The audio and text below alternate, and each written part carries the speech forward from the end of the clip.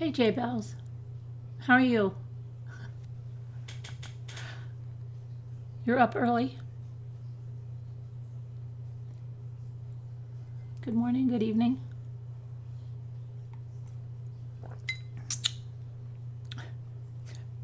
It's just you and I tonight, I think.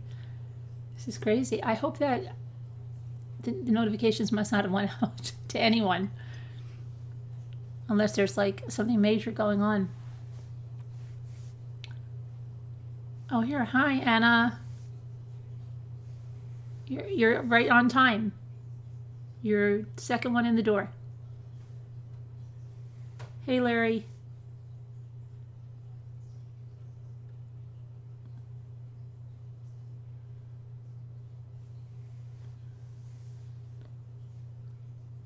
Hey, Chris Ray. Did you get a notification? Anybody? Hi, Evie. Hello, watched all your Jimmy. Oh, didn't he with that bridge? And I didn't even know he smashed his head. Luke knew right away. It's 7. You haven't been to bed yet? Oh my goodness. What have you been doing up all night? I couldn't find the live on your page. I saw it on the recommended. Hi, Crystal. I don't know. Hi, Scarlet Rain. Did you hear Luke goes like this? My heart was beating so fast, and he goes to me, why didn't you go get him? And I'm like, why didn't I go get him? Why didn't you go get him? Hi, Dalia. I had better luck. I did another project. I'm getting the hang of that Cricut machine. I learned something new today about the shapes and how important it is to do it on a shape and stuff. But even when I did, I was doing a circular thing for, but I fixed it. But I mean, I want to do it this other project I did over, but it came out, it was a complicated project and it came out pretty good. Jimmy's like, just leave it, it looks good. It's not a shirt, it's a onesie that they sent me that I'm supposed to review. I don't even know if we're doing a giveaway of them or not. I've got to go look. But I thought I'd put it on so I could say that I wore it. It is so freaking big on me. The crotch is down by my knees. Okay? It's crazy big. I don't understand why it's so big. Hi, Diana. Yeah, Dalia, I'm going to keep going. Yeah, it's comfy, I guess, right? For sleep and stuff. It's huge, though. Hey, Two Scooter. Thanks for all the stuff. Hey, Choking on Ashes. Did everybody see two Scooters Happy Mail? Thanks, Diana. It's supposed to rain like crazy tomorrow. I did get my bike ride in, so that was good. Hey, Sakura, I know nobody got a notification. That's why everybody's dribbling in here. Hi, Janelle. Are you feeling any better, Sakura? Hey, Jessica. It did. You got spoiled. I did get spoiled by Two Scooter. Hey, Veronica. A Happy Mail was something else. Hey, Sharon. Same old, not any better? That's not good. I guess. Well, how do we know, Diana? It might be coming. Sometimes stuff when it comes from other countries, don't think that I didn't get it. It could be coming a roundabout way. It really could. Don't worry about it. I'm sure it will be here. I've had things take a really long time. Don't count it out yet.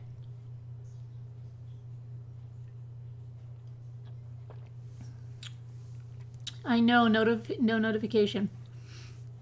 I don't know. Maybe because I posted too many other videos. That happens when I post a lot of videos. I don't understand. It's like, hey, you posted enough. Get out of here. Yeah, because I had my 3 before this, so that's why. They're not going to give me any notifications.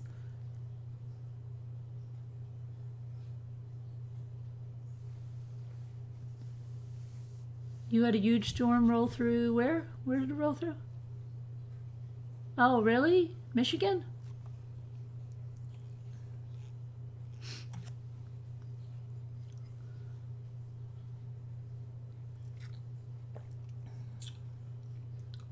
Hi, Yellow Submarine.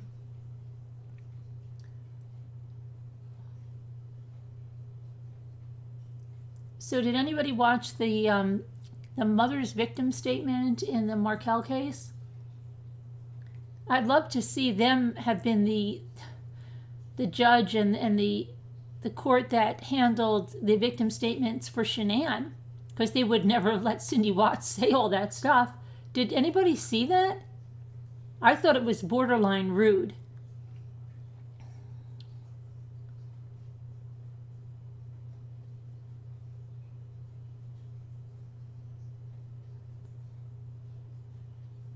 You didn't see it? Well, the mother gets up there and they make her give the statement from the witness stand, okay. And the judge, does anybody notice the judge talks like Katharine Hepburn? Is he okay?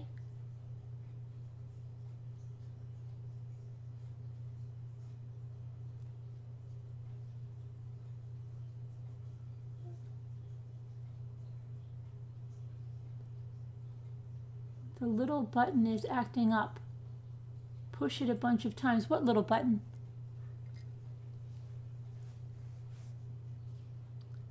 Oh, the like button. The old Mrs. Markel read her statement. Yeah, right. But Sakura, did you see what happened? They were really rude to her, and she... Does the judge have Parkinson's? So I didn't know if it was Parkinson's or it was just something like Katharine Hepburn.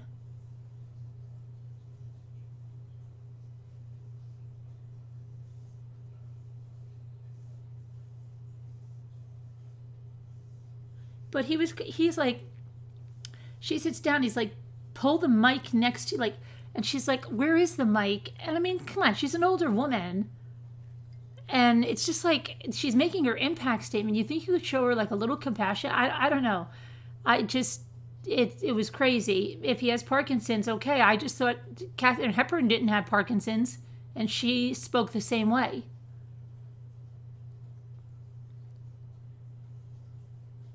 So, what was I going to say? So yeah, he was kind of rude. And then, I don't know who it was. Was it the prosecution that said, hey, Andrew Kelly, is that everything that you have there? Is this the exact packet of what you're going to say? And then he tells her, like, don't go off the script there that you have. Don't go off of it. Right. I know, Sakura, but look what Cindy Watts did. That was really weird. Like, why? That was really bizarrely weird. And then she gets to the end, right? Well, she's not at the end. And she goes to read the next page. And they're like, no. And then they're like, oh, I'm sorry, Judge. I didn't see it had a next page. I mean, it was ridiculous.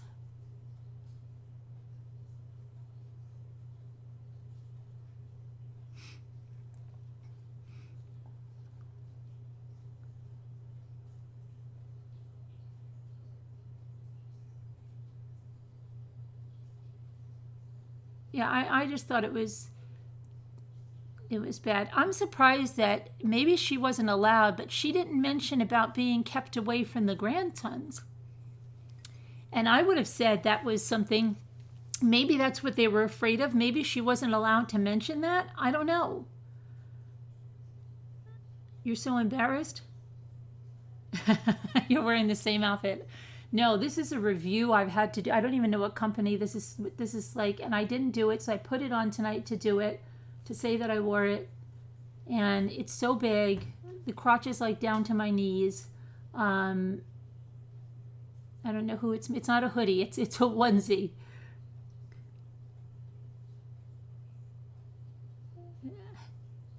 Hey, Jeannie. Surely they're not allowed to mention if the wife did. No. I don't know. Why couldn't she say, and because I lost my son, I now have not seen my grandchildren in 2 years and may never again. Hey, Kathy. I don't know. It was just really weird. Thanks, Jeannie. It is extra comfy for sleepy. You don't want something tight, right? No. Yes, it's so sexy, isn't it? Isn't it, Sakura?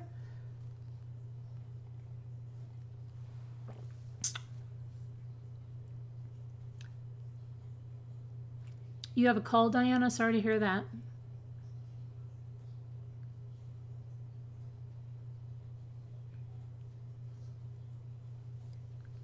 The judge and whoever was that the prosecution that was interrupting and saying that it had to stop? I mean, that's just ridiculous. I've never seen a victim impact statement handled like that. Peggy. Well, see, I'm good like that, Peggy. I'm good like that.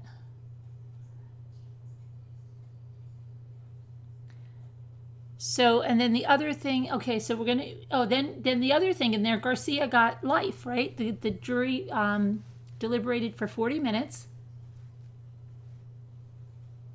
Oh, it's just a nuisance.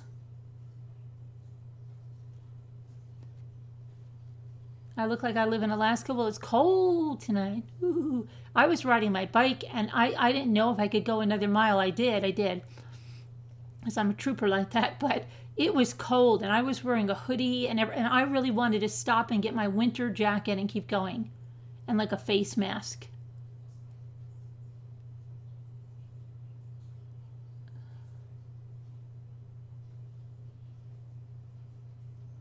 All right, so let's see what about Garcia. Where did I have my stuff on Garcia? That's Jimmy Rodgers. Jimmy Rodgers.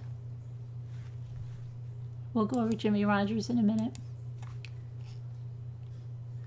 Okay, so jurors opted not to give the death penalty to Sigfredo Garcia, the Miami man convicted of murdering Florida State law professor and father of two, Dan Markel. Jury of 10 women and 2 men deliberated for just 40 minutes Tuesday before returning with their recommendation to spare Garcia and sentence him to life in prison without the possibility of parole. Assistant State Attorney Georgia Kappelman said she was satisfied with the jury's decision, but she was setting her sights on retrying Garcia's longtime girlfriend, Catherine Magbanua, whose case ended with a hung jury on Friday.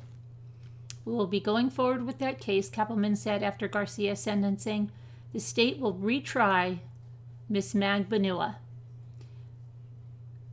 The 34-year-old faces charges of first-degree murder, conspiracy to commit murder, and solicitation of murder. Kappelman, who argued for death, said Garcia, 37, killed Markel for financial gain in a cold, calculated, and premeditated manner. Markel's family sat through the entire 2-week trial, watching as prosecutors laid out evidence against Garcia and Magbanua, whose cases were tried together, to show that their son was killed as part of a murder-for-hire plot orchestrated by the family of his ex-wife, Wendy Adelson.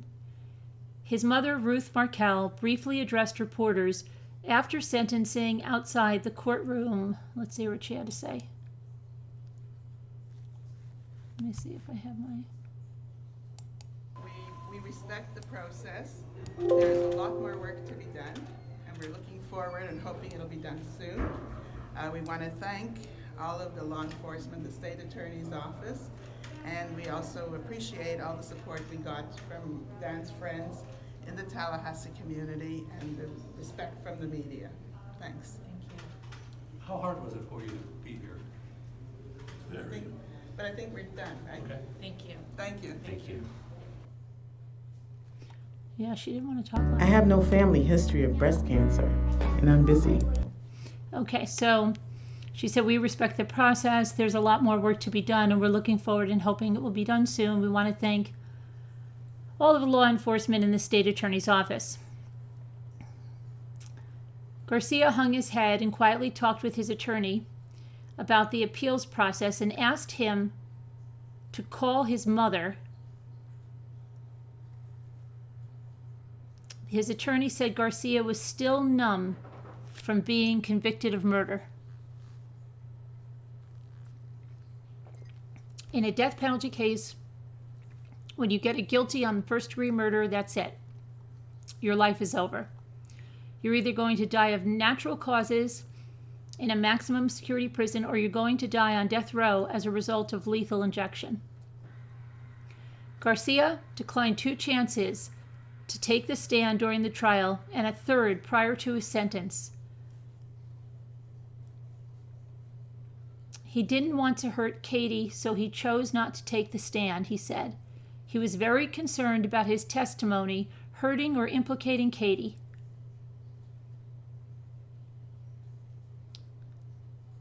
Okay, and then Magbanua detailed what her relationship with Garcia and Charlie Adelson was like before and after Dan Markel's death.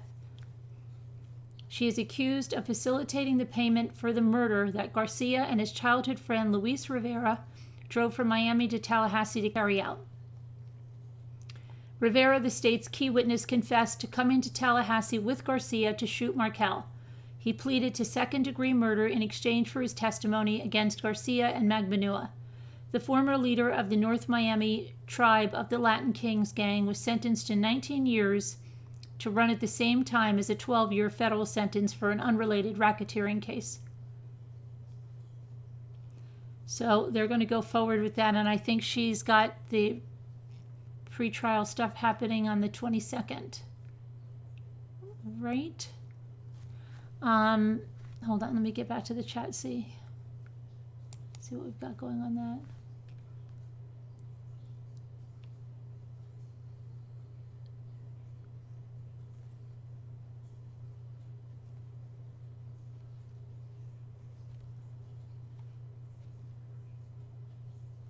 So what else do we have here? Hey Maui Chickadee, how are you?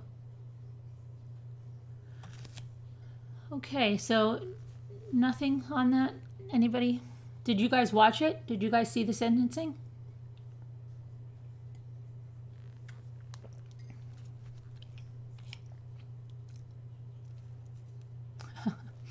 I'll see if they're doing a giveaway, Hennessy. I don't know.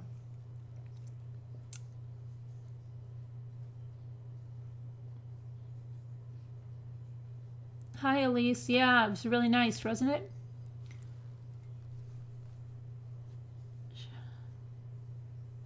Okay, so let's go to the next one. Unless you're protecting yourself and your family, I can't believe people are able to kill on purpose. Sad. Oh, you just watched the trial today? What'd you think of the verdict?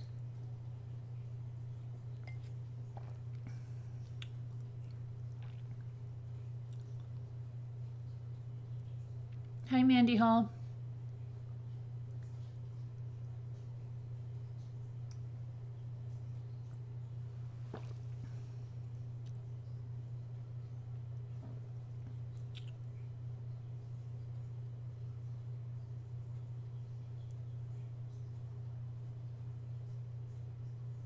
Hey, Principesa. Hi, Paula. Hi, MC. Hi, Nana Jules. Brandon, I thought it was unfair, but it's more unfair.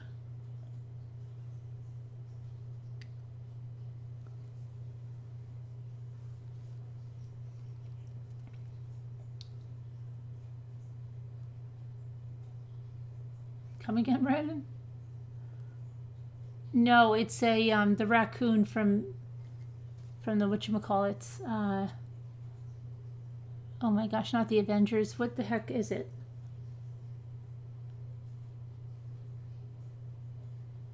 Luke would like it because of the way the raccoon talks at the end. He does that crazy stuff. Like I do that too. At the end of the first one, I forget what he was saying now, but we do the same thing. Who is it? The Guardians of the Galaxy.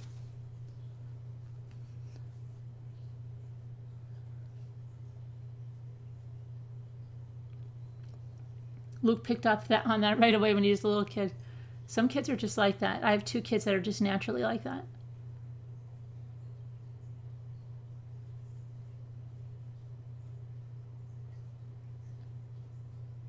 Your favorite mug. How's everything? Hi, Danielle. Hi, Mary Beth. Hi, Doris Cabins. Okay, so we'll go on to the next case. We'll go on to Severs, the update on Severs then.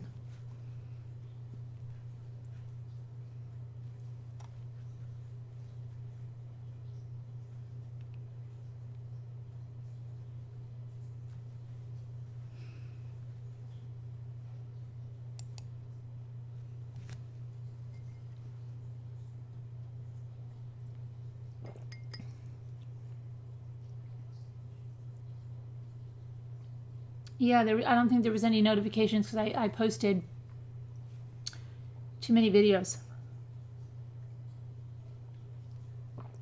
Hi, Sandra.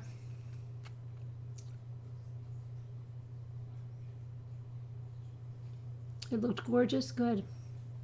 Hi, my full heart and hands. Jimmy is crazy, isn't he? Did you see when he hung off the bridge and said, "Help me"? That was so stupid, wasn't it?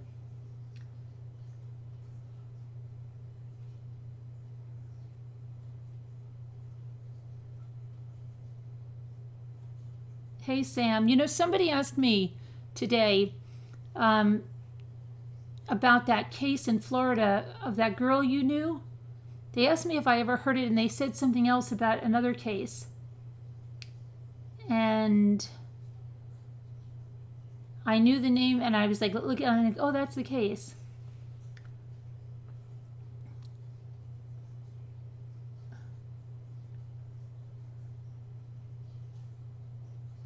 I know, he made me really nervous. You should have been there.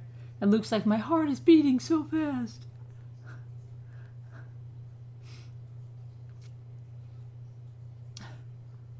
And we were all so hungry. We went to eat right after that. My daughter was there too. She was down by the river, like on the lower side, reading a book. So she missed out on all of that. But everybody was starving. Oh my gosh. You should have seen when we got to the place to eat. We were going crazy. But anyway, let me go read the other one. What happened about your brother? What am I not going to believe? What happened?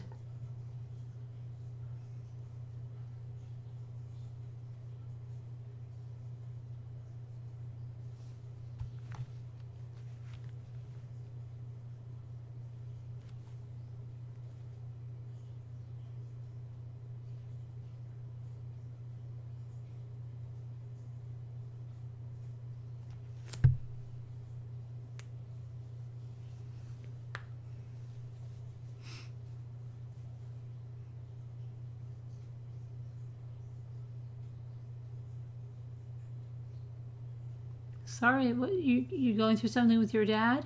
Sharon, sorry to hear that.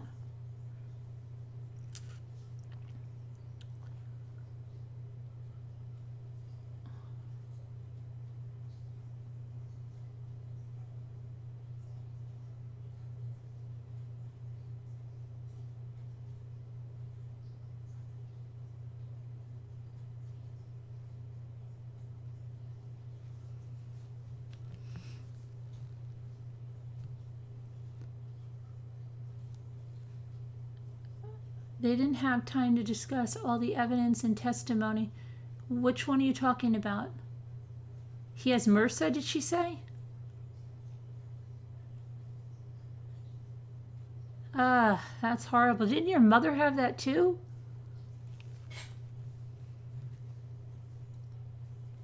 It's not MRSA, but it's just like it. Oh, Katie, okay. All right, so let's look at Severs then. And then we'll talk about whoever put out the faker stuff that I didn't think she was going to be on Dr. Oz, to tell you the truth, but we'll get to that in a minute. Okay, so today in the Jimmy Rodgers, and I can't stand when they keep calling him Mr. Rodgers. It's horrible. All right, so background on Jimmy Rodgers. Okay, here we go. Let's open this.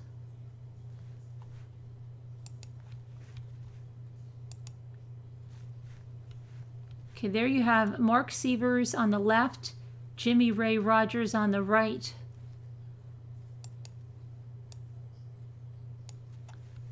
Okay. Jimmy Rodgers is accused of killing Dr. Teresa Sievers in her Bonita Springs home in 2015. Investigators believe Rodgers is one of 3 men involved in her murder. Her husband, Mark, is accused of plotting her death. Detectives say he hired his longtime best friend, Curtis Wright, to execute her killing, and Wright hired Rodgers to help kill her. Wright took a plea deal and must testify in Rodgers' trial. Teresa was found bludgeoned to death in her kitchen while Mark was in Connecticut with their 2 daughters. Investigators say she was beaten with a hammer. And hold on one second. This is Curtis right there.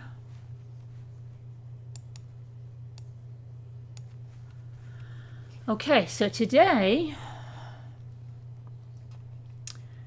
court got underway at 9:21. The first witness of the day was called to the stand. It was Linda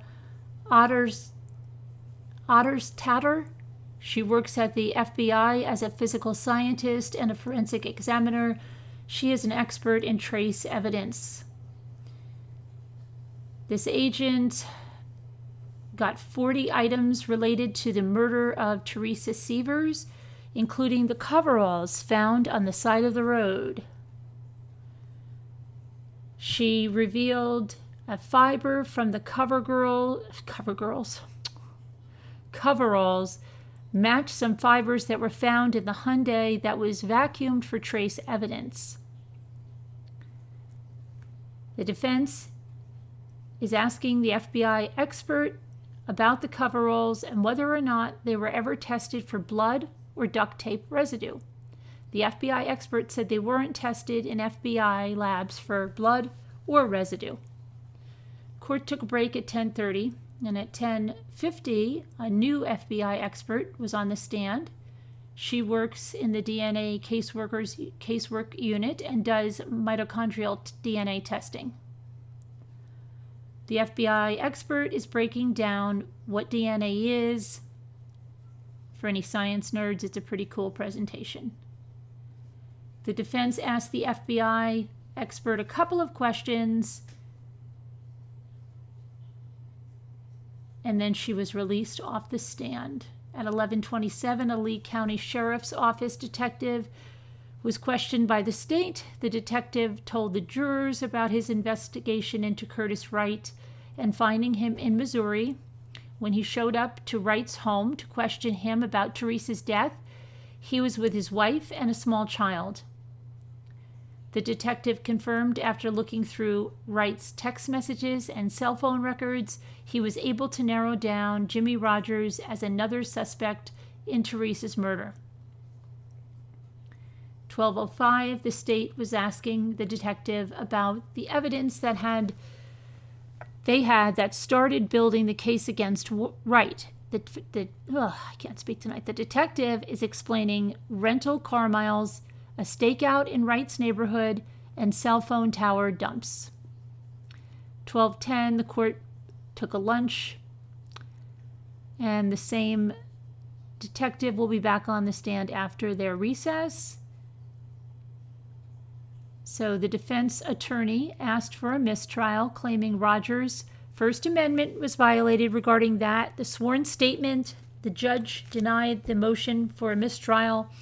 We're moving on to more witnesses today. So at 1:55, the state was back to questioning the detective that spoke to Rodgers while investigating Wright. He said he spoke to Rodgers' then girlfriend, Taylor Shoemaker, too. The detective then sat down with Rodgers to charge him with second-degree murder, and he was describing the communication he had with Rodgers. When he told him about the charge, Rodgers said, "In the state of Missouri, that's only 15 to 20 years, and I'm okay with that." Defense attorneys asked the detective about the case. The detective was asked, aren't most murders committed between people who knew each other? The defense has said Rodgers did not know Teresa. The detective told the jurors about what his first impressions of the crime scene were and how they had him confused about the death and how it evolved. The detective admitted he believes Curtis Wright is selective with the truth.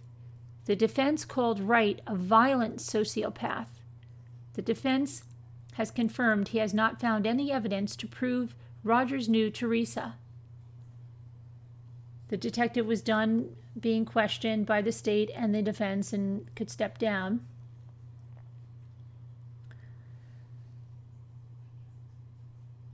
And then that was it. The jurors were let go. The state will continue to question some witnesses to get their statements on record. The state is working to get video surveillance recordings into evidence. And right now they're waiting to hear from a Circle K store manager. The state moved on to Racetrack and Walmart. They know of a surveillance photo of Wright and Rodgers comes from the 6 Mile Cypress Walmart the week Teresa was killed. Okay, so that's about the size of that for today. And what else do we have? Okay, so then we can go on to who is the one that was saying that she was going to be on Oz, because she wasn't. And I figured as much, because I think that in her interview the other night they would have mentioned it if she was. So I think that was I don't know, somebody just talking out of some other part of their body. It was very slow. They had complications again, right? Yeah, I know, Diana. It's not a jacket, it's a onesie, but thank you.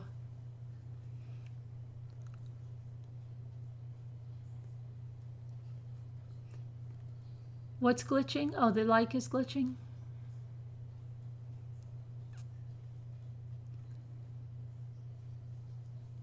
So who wants to, what happened with the Dr. Oz?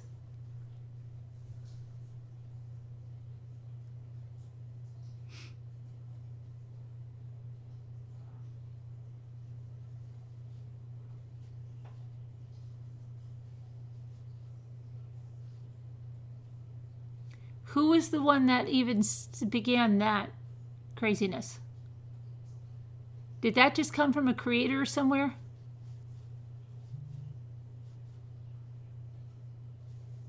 I think they were joking, Diana. Where did you hear that, though? Where are you getting this from?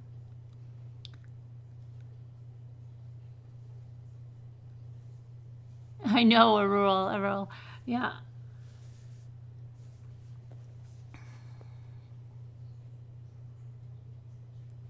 I don't know where it came from, because people have been saying it, but she did an interview the other night.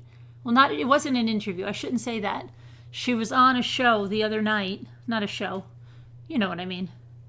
And she didn't mention anything, not one thing about going on Dr. Oz. And I said the other night, I don't think she is, after we read the listing, and she didn't say anything.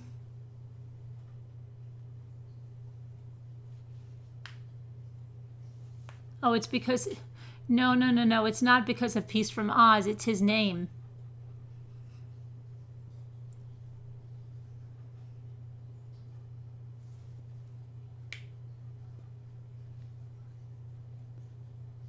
It's been popping up on YouTube, yeah.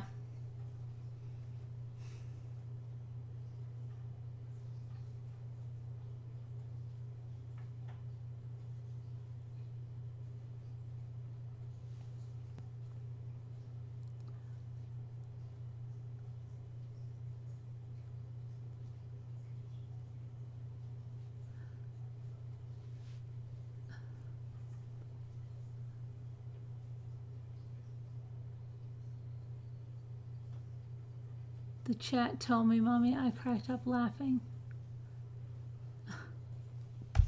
Ouch.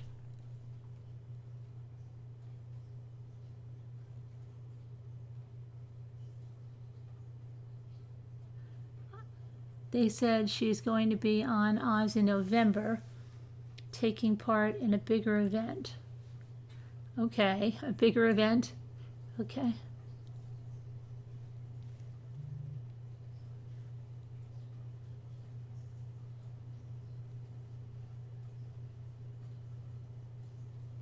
I don't know.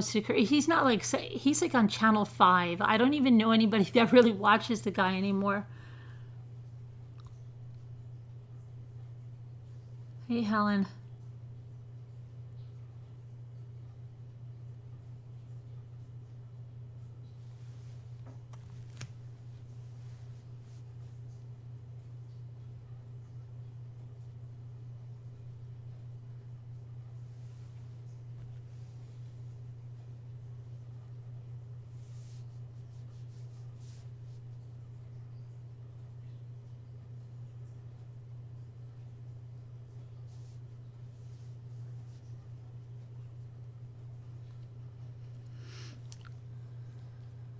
So, did you hear that the nephew of the lady shot by the police said she pointed her gun at the cop?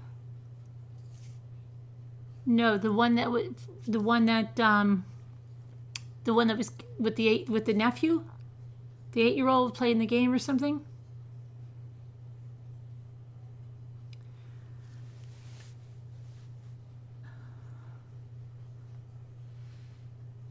What did the cops say in that? I didn't follow that at all yet. What did the cops say in that? Did he say that she pointed the gun at him?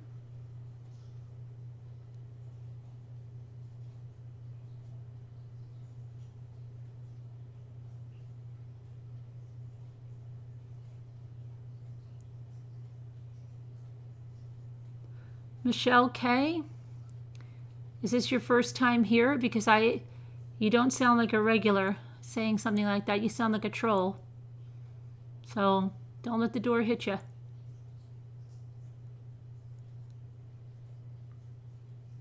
I would have pointed 1, 2 if someone were lurking around my home.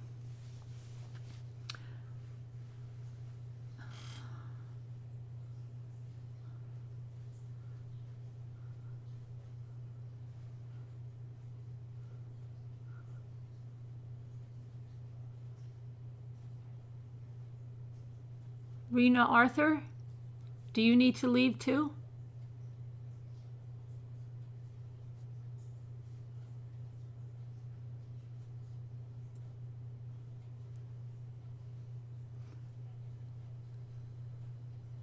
Okay, I didn't follow I just read what someone wrote up there. She thought he was an intruder. Okay. The trolls are extra weird tonight. They're extra sad too.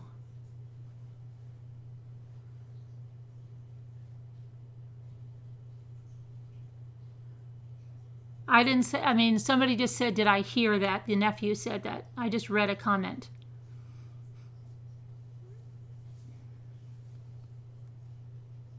Oh, thanks, Stephanie. Glad you're here.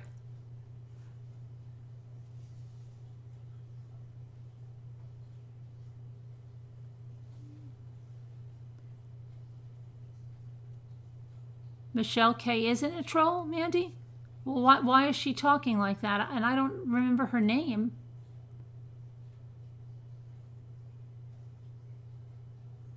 Who is she? Does anybody remember Michelle K?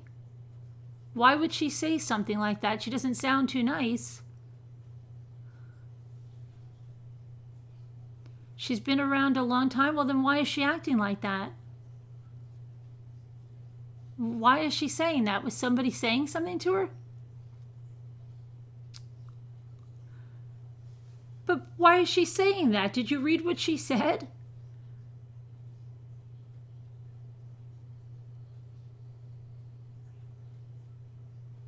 Okay, well, she said something like, I'm leaving now since I'm not wanted at this party and stuff like that.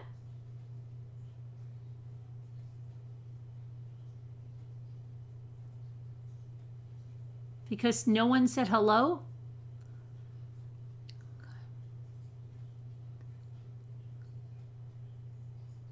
I wonder, you sure she was not a faker one? Because it didn't sound, it sounds like a passive aggressive child. That's what I'm saying.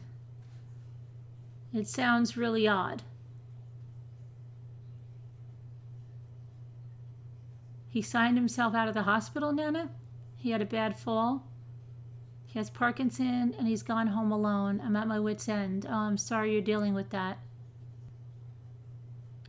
Sounds like she's having a bad day.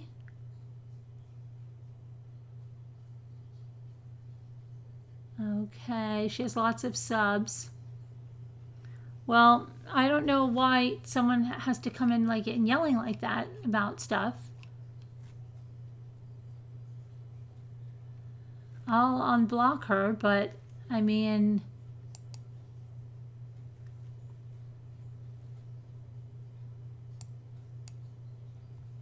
she's unhidden now, but I mean, I don't understand why she would say that.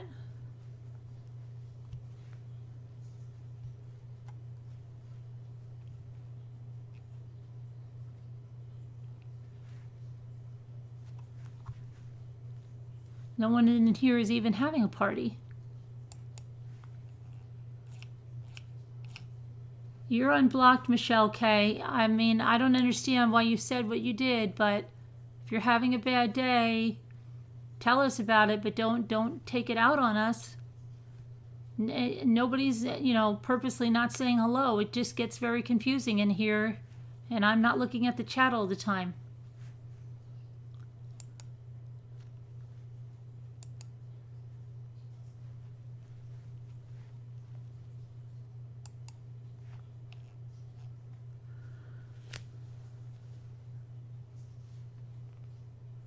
She said it 2 minutes. Yeah, it was weird when it came in.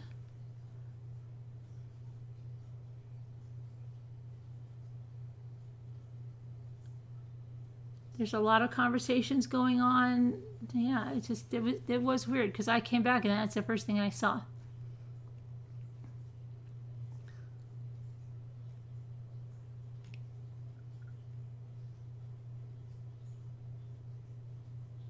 Rocket, yeah, Rocket.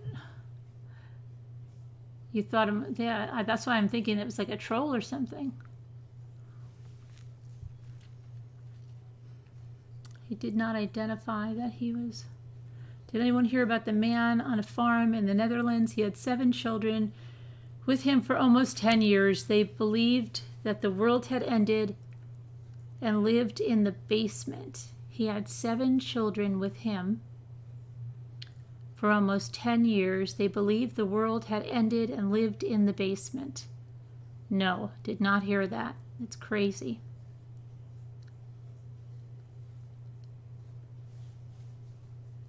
This copy had 3 previous admin incidents for not following. Oh, cop. He was a shooting waiting to happen.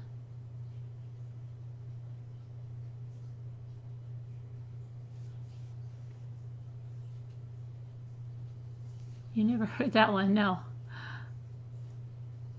She wanted to do crafting, same sentence 3 times, then got mad and said she was leaving. She wanted to do crafting where? What do you mean she wanted to do crafting? In here tonight?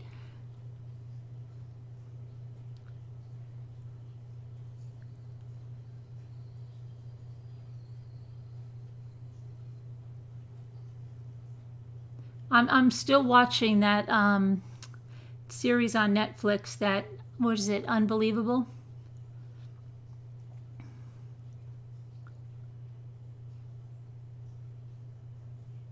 What does to Scooter? Which one sounds like the unbreakable Kimmy Schmidt? The person living in the basement or the person that said they were taking their ball and going home?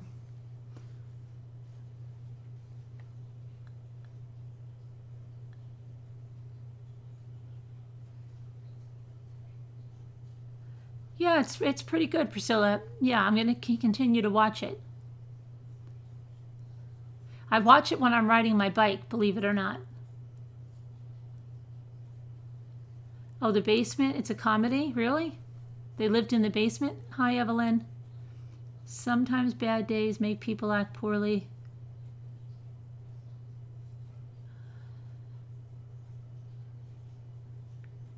She asked if anyone could make blankets, etc. Okay, well, she should join the craft group then. Is she in the craft group? You're having trouble with your brother. He's stubborn, signed himself out. Wow. How old is he? Is your older brother, you said, or is it?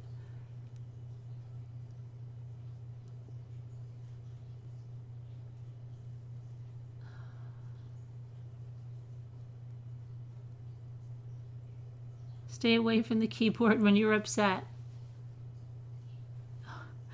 I think I gave good advice on being upset and sending a negative message. Save it till tomorrow. And if you're upset, still send it. Yeah, that was actually my brother, but yeah. Put it in the drafts pile. Don't just send it out. They should have a drafts on your text messages.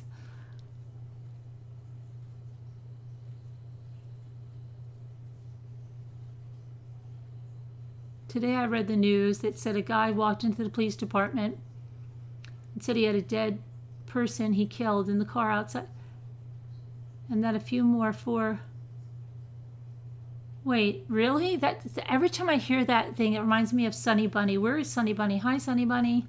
It reminds me of Sunny Bunny and her story about when she was working and that guy came in and said he shot his son, or the guy in North Carolina that drove himself in after he shot his daughter.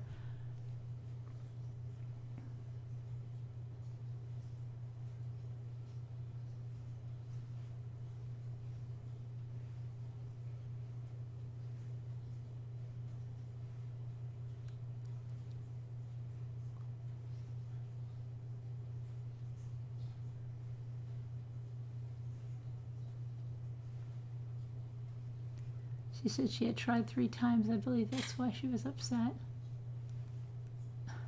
I hear you whisper to me. I know. Poor Maui Chickadee.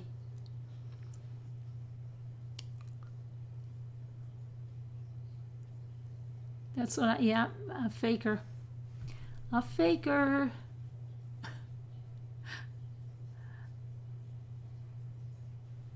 They love to do her and the other one.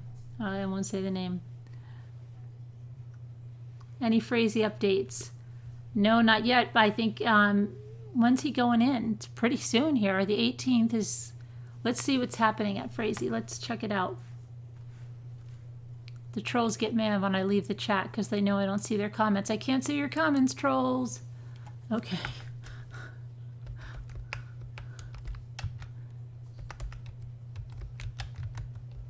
Can you believe how fast that went? When they first said this, I said, oh, it's going to be forever and a day until that happens. And now it's so freaking fast. Time goes so fast, and time goes so fast. I don't know if I'll have to judge it. If this winter goes as fast as last winter, then it's definitely because, you know, going and doing the videos and the lives. I think it keeps people connected. Like it made my winter go the fastest it's ever gone, I think. I don't know if it's just happening because as you get older, time goes fast. I don't know. I'll have to see. But I think the year before that, the winter was good. But even last year, it made the winter go so fast. I'm hoping. And not that I like time running fast, but the winter, like those months, I can't stand. January is the worst one. Okay.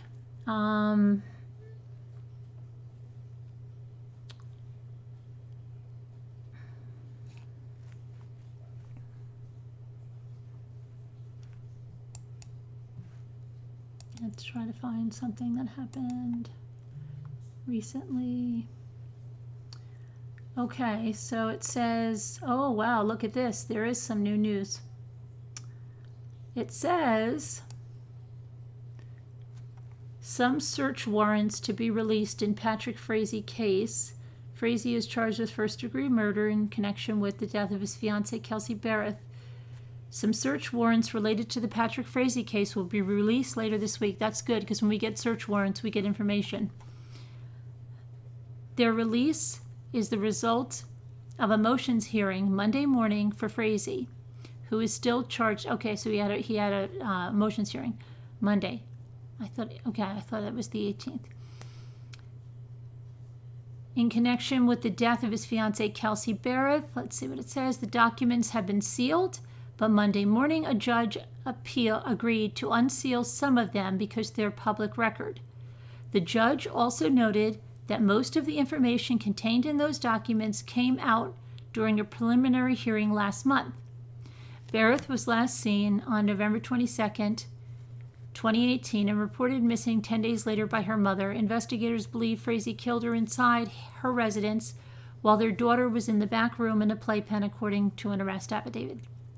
Frazee faces not only first-degree murder and solicitation to commit first-degree murder, but he also faces counts for tampering with a deceased human body and 2 crimes of violence, which are sentencing enhancers. He was arrested on December 21st. Crystal Kenny, the Idaho woman who pled guilty to tampering with evidence, told investigators that Frazee beat Barrett to death with a bat and then hid her body in a barn in a black tote box, which was later burned. As part of her plea deal, she agreed to testify against Frazee. Last week, investigators began searching a landfill in Fountain looking for Barrett's remains and other possible evidence. Frazee's arraignment hearing was also moved. Oh, this is old. Okay, hold on a minute. Now they're giving. Oh, I just got so scared because it just said Frazee's arraignment hearing has been moved to Friday, April 5th, and I'm like, you've got to be kidding me. But that's the back history. They're giving you a timeline in the events.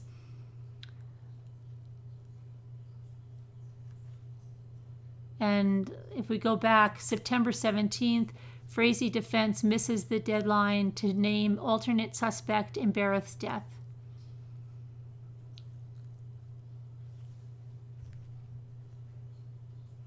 So now when does he still go back on the 18th though? What's the next date for him?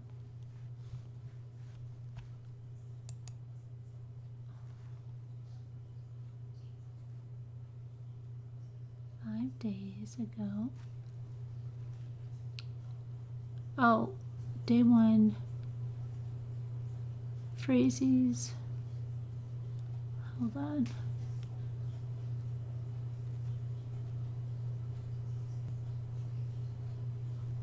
Hold on 1 second. There's something here. What is this?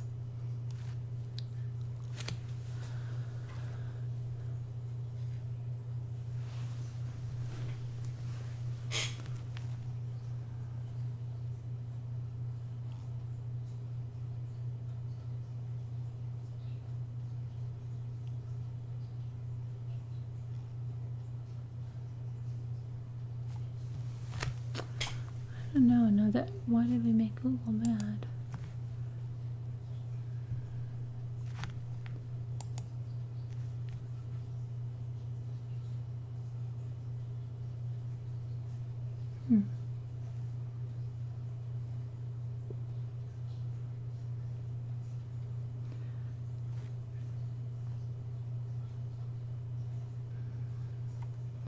So when, hold on.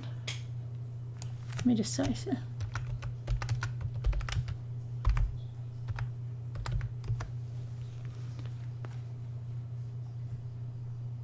Okay, yeah, the October 18th pretrial. All right.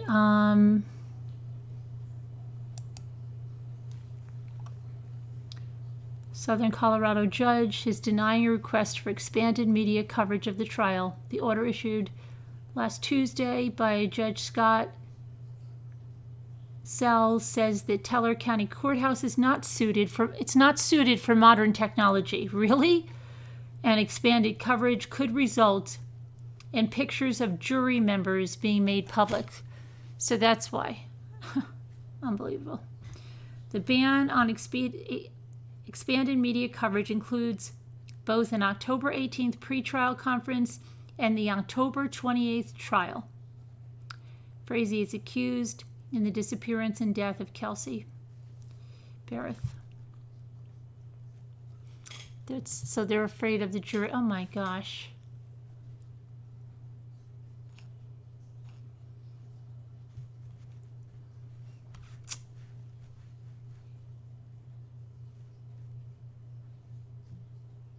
They're not equipped. They should get equipped. That stinks.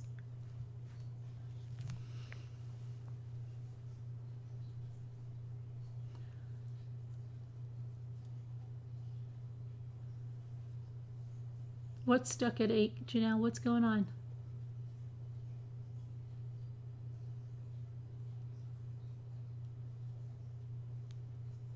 Yeah, it should be equipped. This is almost 2020. It's time to get with the program over there in Cripple Creek.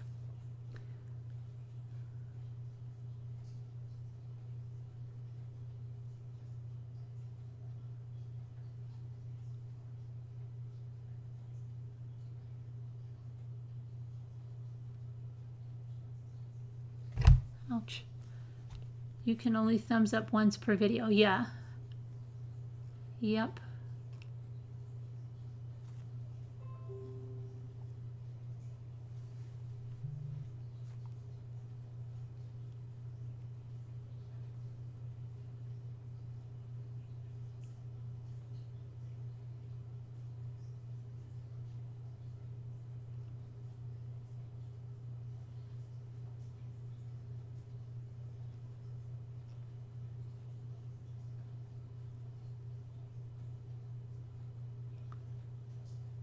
Hi, Benoni girl.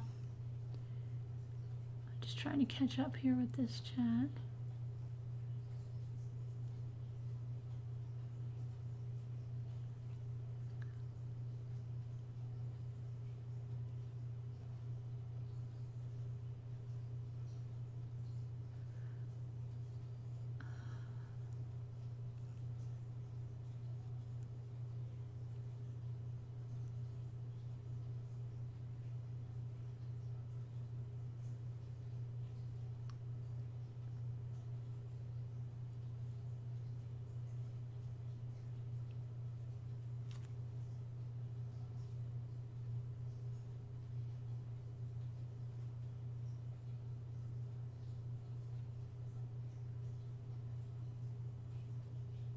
No, I think we got rid of that one, Diana.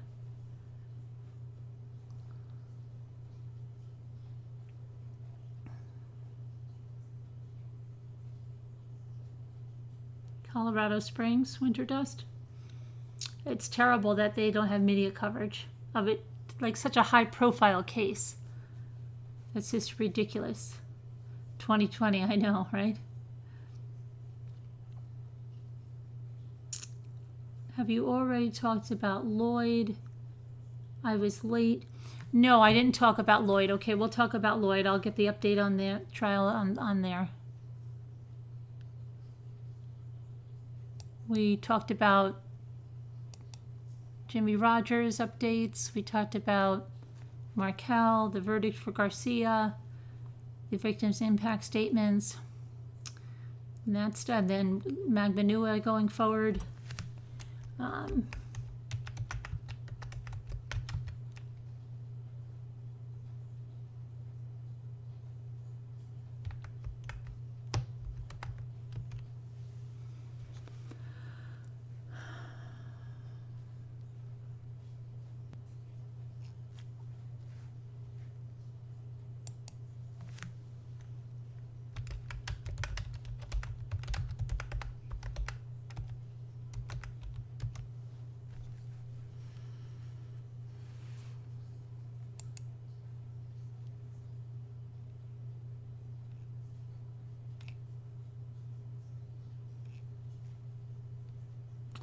All right, so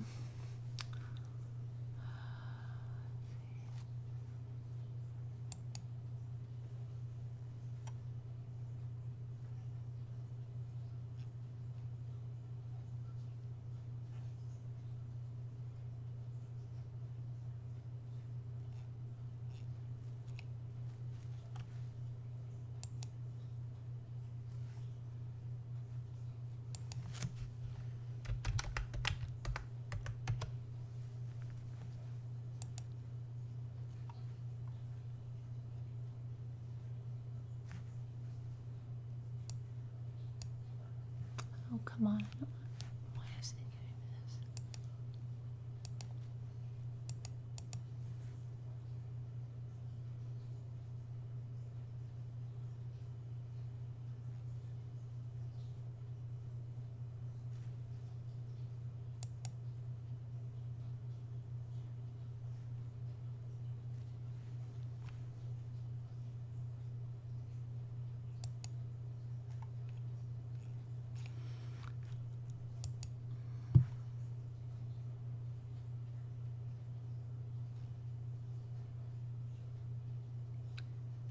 What about the Wisconsin woman accused of stabbing her lover to death, facing life in prison? Ezra McCordless. Who's watching that one?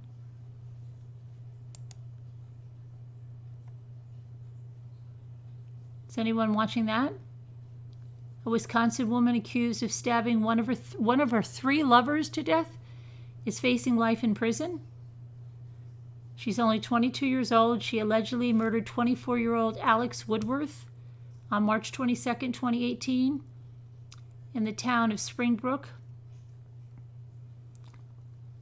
McCandless claims her actions were in self-defense. Prosecutors say she intentionally lured Woodworth to his death to rid herself of inner turmoil. The tangled web that led Woodworth's death reportedly began November 2017 when McCandless, who occasionally identifies herself as male, began having a sexual relationship with the victim. During that time, the defendant was dating serviceman Jason Mengel. She reportedly had an abortion sometime between then and February 2018. In February 2018, Mengel left for 2 weeks for military training. One of these 2 weeks, McCandless claims she continued her affair with Woodworth and was sexually assaulted twice by Mengel's best friend, John Hansen. When Mengel returned, he repeatedly became furious at McCandless's allegations and filed a police report against Hansen. Woodworth was interviewed as part of the police investigation. He told authorities that McCandless confided in him that she willingly had intimate relations with Hansen and later regretted it. The investigation was ultimately closed. On March 22nd, McCandless reportedly drove to Woodworth's home to officially end their relationship and returned some of his things.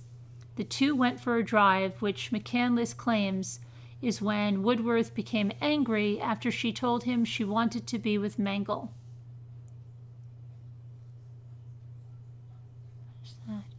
After stabbing Woodworth, the defendant ran to a nearby property. The homeowner called the police when a bloody, muddy McCandless came to his door. McCandless was taken to a hospital where she told authorities Woodworth had tried to sexually assault her and cut the word boy into her arm.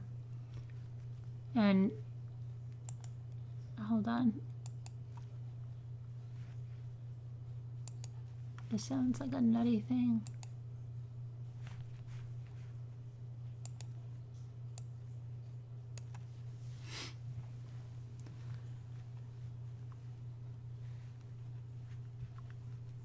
Doctors pointed out the wound could have been self-inflicted. She also told police the alleged attack happened inside the vehicle. McCandless was charged with first-degree intentional homicide on April 6th. She pleaded not guilty by reason of mental disease or defect, which she ultimately withdrew. Salacious details about the defendant and victim were expected to be revealed during the trial. The defense claims Woodworth was a how do I do this in intimate person that really likes pain and held a fascination for ritualistic eating of other humans. They will reportedly present evidence of Woodworth's journal entries that support McCandless' claims their intimate relationship was violent. The defendant and Jason Mengel are also expected to testify. Prosecutors claim by murdering Woodworth, the defendant was taking control of her life by seeking out the victim to permanently remove the bad memories of their relationship and the abortion she had, the guilt of her infidelity with John Hanson, and her associations as a male in the relationship. McCandless was named Monica Carlin until 2015. She occasionally identifies as male.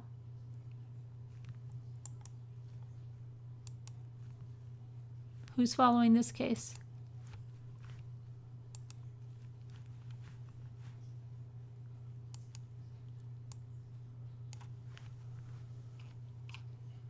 Anyone? No one?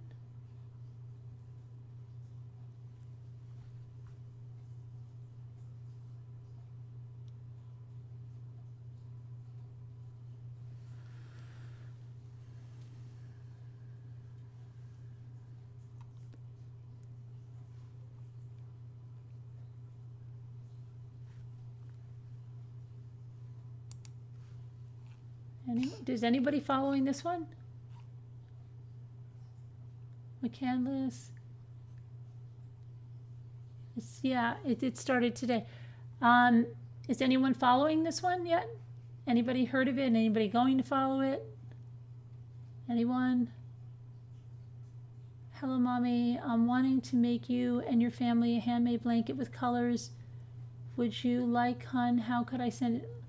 Oh, that would be lovely, Kathy. Can you email me and I can give you my address? That's very sweet of you. Thank you. And thank you for the super chat there. Thank you.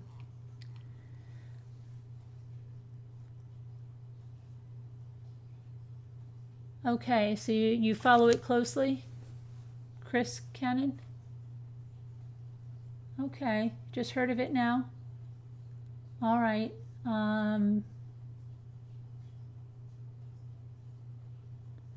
You follow most older cases and a few ones have caught your attention. Okay, so that's one that you might want to study up on. Court TV app, right? That's where it's from, Court TV. Well, I'm actually, right? Because I was over there looking for information on another trial, which I didn't find, but I found that. Hang on.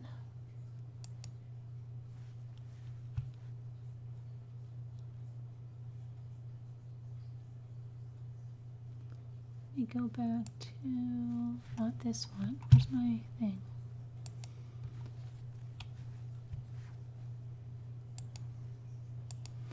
All right, so let's see.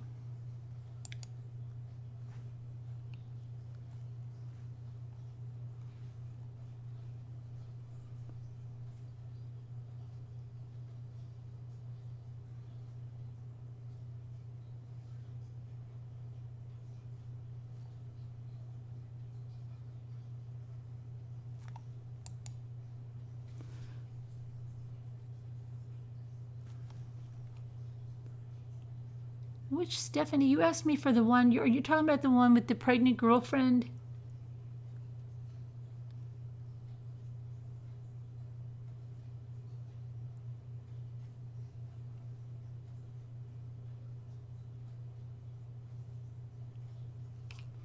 I don't know why I don't see it on here at all. Why is that?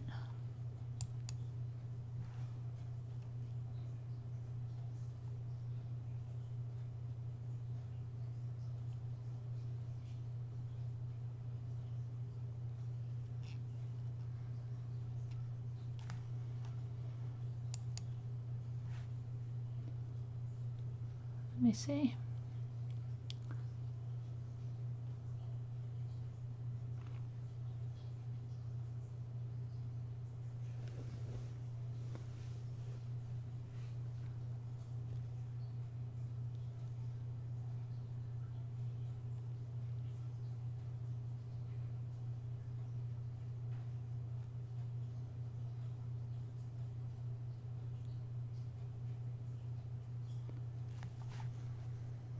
Not a minute.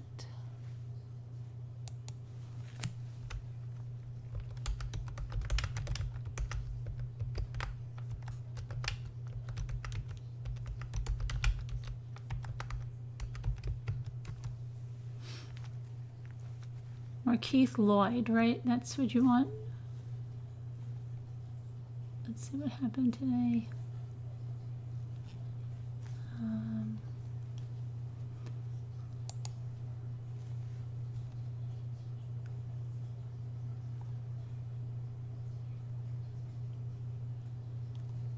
Okay, so today, Markeith Loyd says he was in warrior mode during slaying of pregnant ex as trial testimony concludes. Under questioning from prosecutors, Markeith Loyd testified Tuesday that he was in warrior mode when he shot his pregnant ex-girlfriend, Sadie Dixon, killing her and their unborn child. On the witness stand in his trial at the Orange County Courthouse, Loyd said the shooting wasn't his fault because he had been attacked by Dixon's brother and was just reacting when he gunned the siblings down. "You're really the victim today here, aren't you?" Assistant State Attorney Rick Ridgway asked the accused killer in front of the jurors. "Of course," Loyd said. Loyd, 44, said the possibility of execution if jurors find him guilty of first-degree murder. He faces the possibility of execution if he's found guilty of first-degree murder in this slaying of Dixon. Loyd's defense attorneys rested their case Tuesday morning after Loyd's testimony ended. Closing arguments will begin Wednesday morning, tomorrow morning. The accused killer testified for nearly 5 hours on Monday. He told jurors he never meant to shoot down Dixon, his pregnant ex-girlfriend, 8 times and argued it was self-defense. "I wanted my child," Loyd said. "I never meant to kill my queen." Loyd testified Dixon texted him, "Don't expect no baby," after they broke up, which Loyd interpreted to mean she was getting an abortion. He told jurors on Monday he planned to stay with Dixon until her pregnancy was far enough along that she could terminate it. Loyd said he went to Dixon's house the night of December 13, 2016 to convince her not to get one. The accused killer said his ex-girlfriend pulled a gun on him, and when he took it away and stored with his 2 guns, her brother Ronald Stewart came outside to check on them. Police say after an argument, Loyd shot Dixon and Stewart as they were walking back in the house, but Loyd's defense attorneys argue that Stewart attacked Loyd, leading to a tussle that ended with the gun going off and hitting Stewart. Loyd said that he thought Dixon had picked up the gun and dropped it in the fight and just kept shooting at her after going into defense mode. "It was life or death," Loyd told jurors Monday. But Stewart testified he never attacked Loyd. Assistant State Attorney Rick Ridgway asked Loyd how a bullet fragment struck the concrete under Stewart if Loyd wasn't standing over her and shooting downward. "Can you explain how it hit the concrete?" Ridgway asked. "No," Loyd said. Loyd also faces the death penalty in the slaying of Orlando Police Lieutenant Deborah Clayton, who police say was shot and killed by Loyd after she tried to arrest him on January 9th, 2017, at a Walmart on Princeton Street. Wow. Jurors can't hear about Clayton's death, but prosecutors asked Loyd Tuesday why he didn't turn himself in to police in the weeks after Dixon's killing. "I don't trust the police," Loyd said. "I thought they were going to kill me." The accused killer trial in Clayton's killing is scheduled for 2020. So that's crazy. Wait a minute. When did this happen?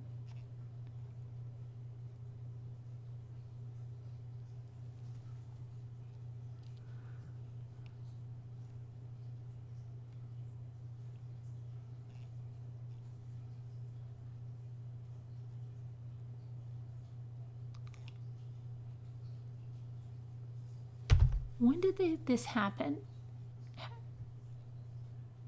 I just read it. Now I can't find it again.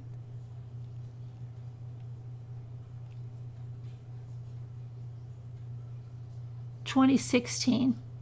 So when he went to get arrested, he killed the officer? Oh my gosh, this is ridiculous. And then they're going to have another trial. That's just crazy.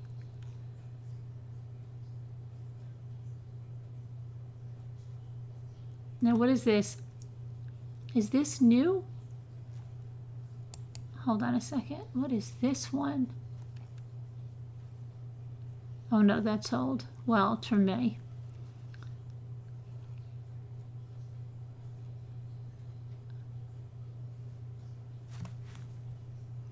Okay. That was something else. A man killed his disrespectful wife and then told the neighbors. All right. It's like he went on a shooting. He was in defense mode. I guess it lasted. Are they going to arrest Wendy Sue? Not if you ask her. There's nothing to arrest her for. She hasn't done anything, she says.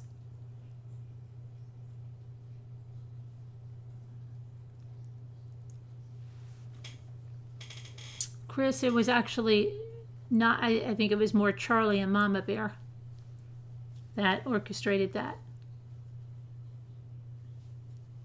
There was a really good helicopter video of the Orlando police.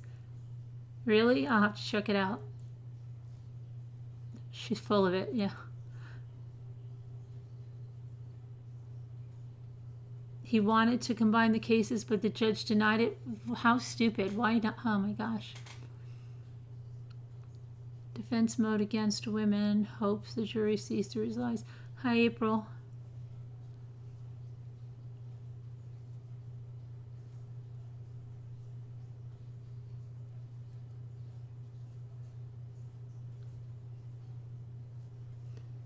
He caused another deputy or officer to be hit by a car, and then he died too. The officers were not happy when they caught him. That's why one eye's gone. Another, oh wow. It's crazy. Oh my gosh, how do we have so many viewers here right now? What happened? What happened to bring that about? Okay. That is a weird case, though.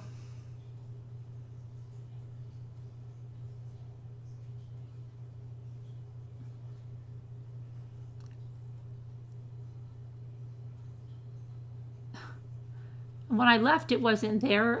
That's weird. There's no way he's going to get found out. Right. I know. Why didn't they just do it in one trial? That's just ridiculous. Yeah, J-Bell. It must be this. It's so attractive. Just bringing them right in.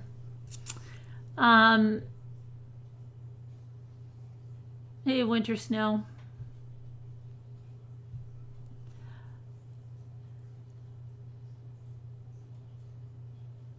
I'm up on the hours people want to talk. So what else is there to talk about? I think we've gone through like every single one.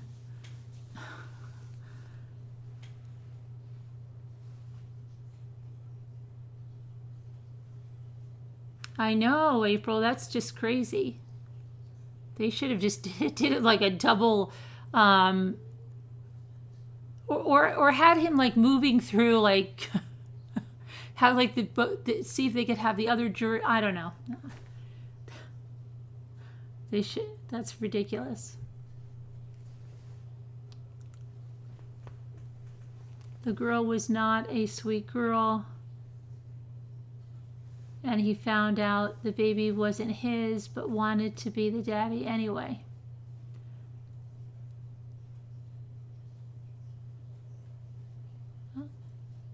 Okay, Lacey.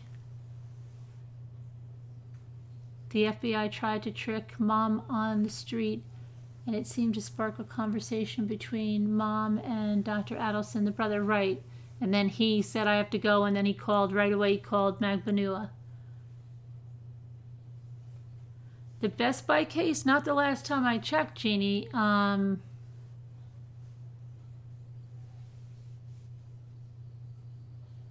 saw that lady's picture because she's in my Files. You're all hitting like twice. If you do that, then it cancels itself out.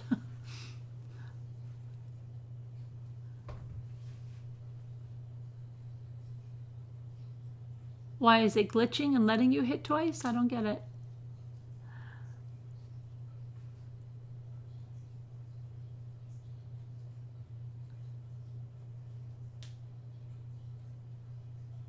It's going to get worse. Yeah, when they turn the clock back, so that's terrible. The only thing new is that whoever started putting out that information that she was going to be on Dr. Oz, not true. She's not on Dr. Oz.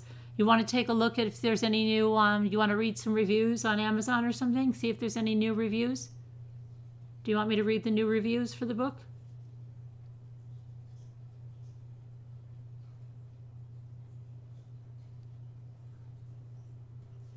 All right, let's see the new reviews that have come since the last time.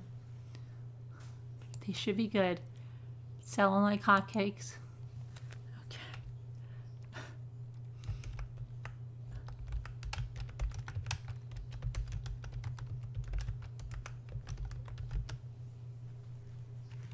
Okay.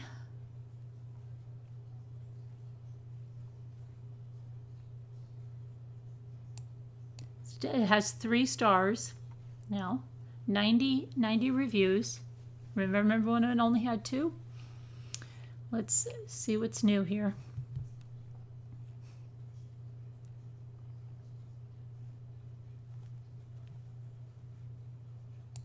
Okay.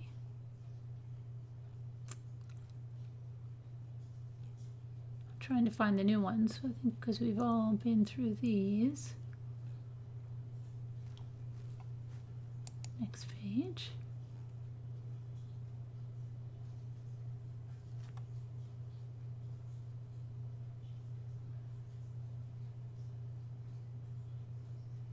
Okay, I think this is a new one. I don't normally, this is October 11th. Be prepared for emotional events. It's hard to stomach how he killed his family. I don't normally write reviews or even read books. But he says, those case had me perplexed. I'm a 33-year-old single father with sole custody, and I can't imagine a scenario where I would kill my own daughter. It's 11:30 at night on the day the book was delivered, and I'm crying reading his testimony on how he killed his children twice. I had to stop reading on pages 70 to 73, go into my daughter's room and hug and kiss her with tears in my eyes, a grown man here crying like a baby. I can't imagine a scenario where I'm not immediately giving up my life to save hers. There's no scenario where I'd kill her to be with a woman. WTF. F. Chris Watts. I hope he dies in agony someday. And that was from Chase E. Messer. That's who said that.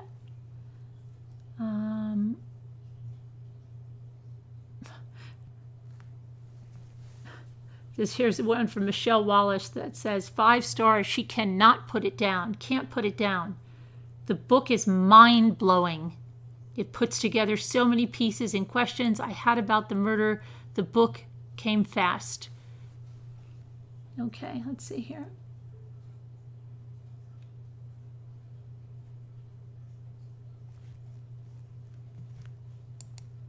Come on, aren't there any? Okay, here's one from October 12th, not worth the money. Don't waste your money. There is very little in the book that wasn't already common knowledge that I spent the money on, or something like that, it says. That's from Kenneth Chapman. Okay, here's another one. Comprehensive, 5 stars. Let's see. This one says, kudos to the author for gaining access to the murderer. Kudos. Important book for those interested in the background of the case. And of course, new information from the murder. His letters and interview with the author, he puts in parentheses. Okay.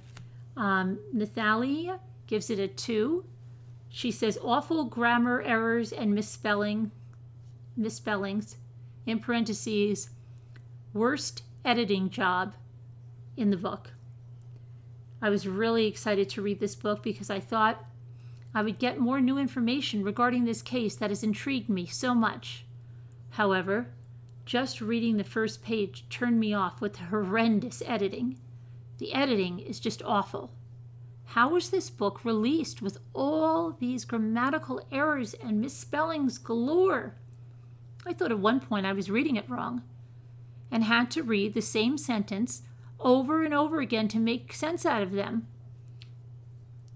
All because of the missing punctuation or missing words. On top of that, there is really not much new about this case that was not public knowledge or discussed in YouTube or social media. Waste of time. Just go to the multiple YouTubers who will discuss it for free. Okay, here's a new one, October 15th. This is from Santa Baby. Not worth the money. As they say, anyone can write a book, but it doesn't mean they should. The book may have been better if the author didn't rush it out of fear someone would leak her exclusive details. She then sold those details to a tabloid prior to the release of the book. There is not much to learn from this book, since most of it is reported from the discovery documents. Definitely not worth the $20 I spent on this paperback. Wait for it to come to your local library.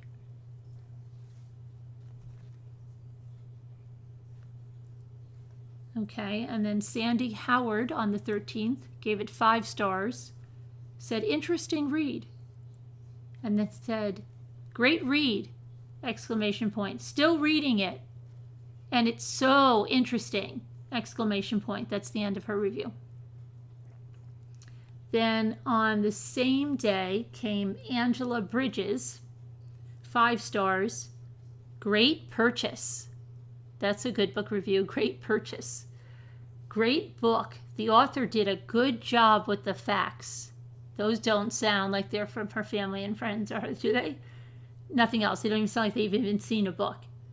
Okay, on that same day, another 5-star review from Julie. Great book.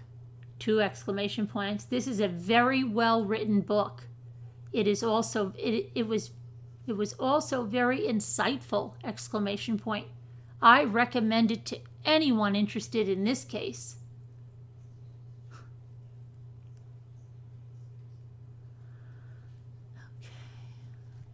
Okay, and then on the 13th, Carla M. Roth said 1 star, waste of time and money. This is one of the worst books I've ever read. A 5th grader could have done a better job. There is no new information, and I'm burning this trash. Go buy yourself a nice dinner before you waste your money on this junk.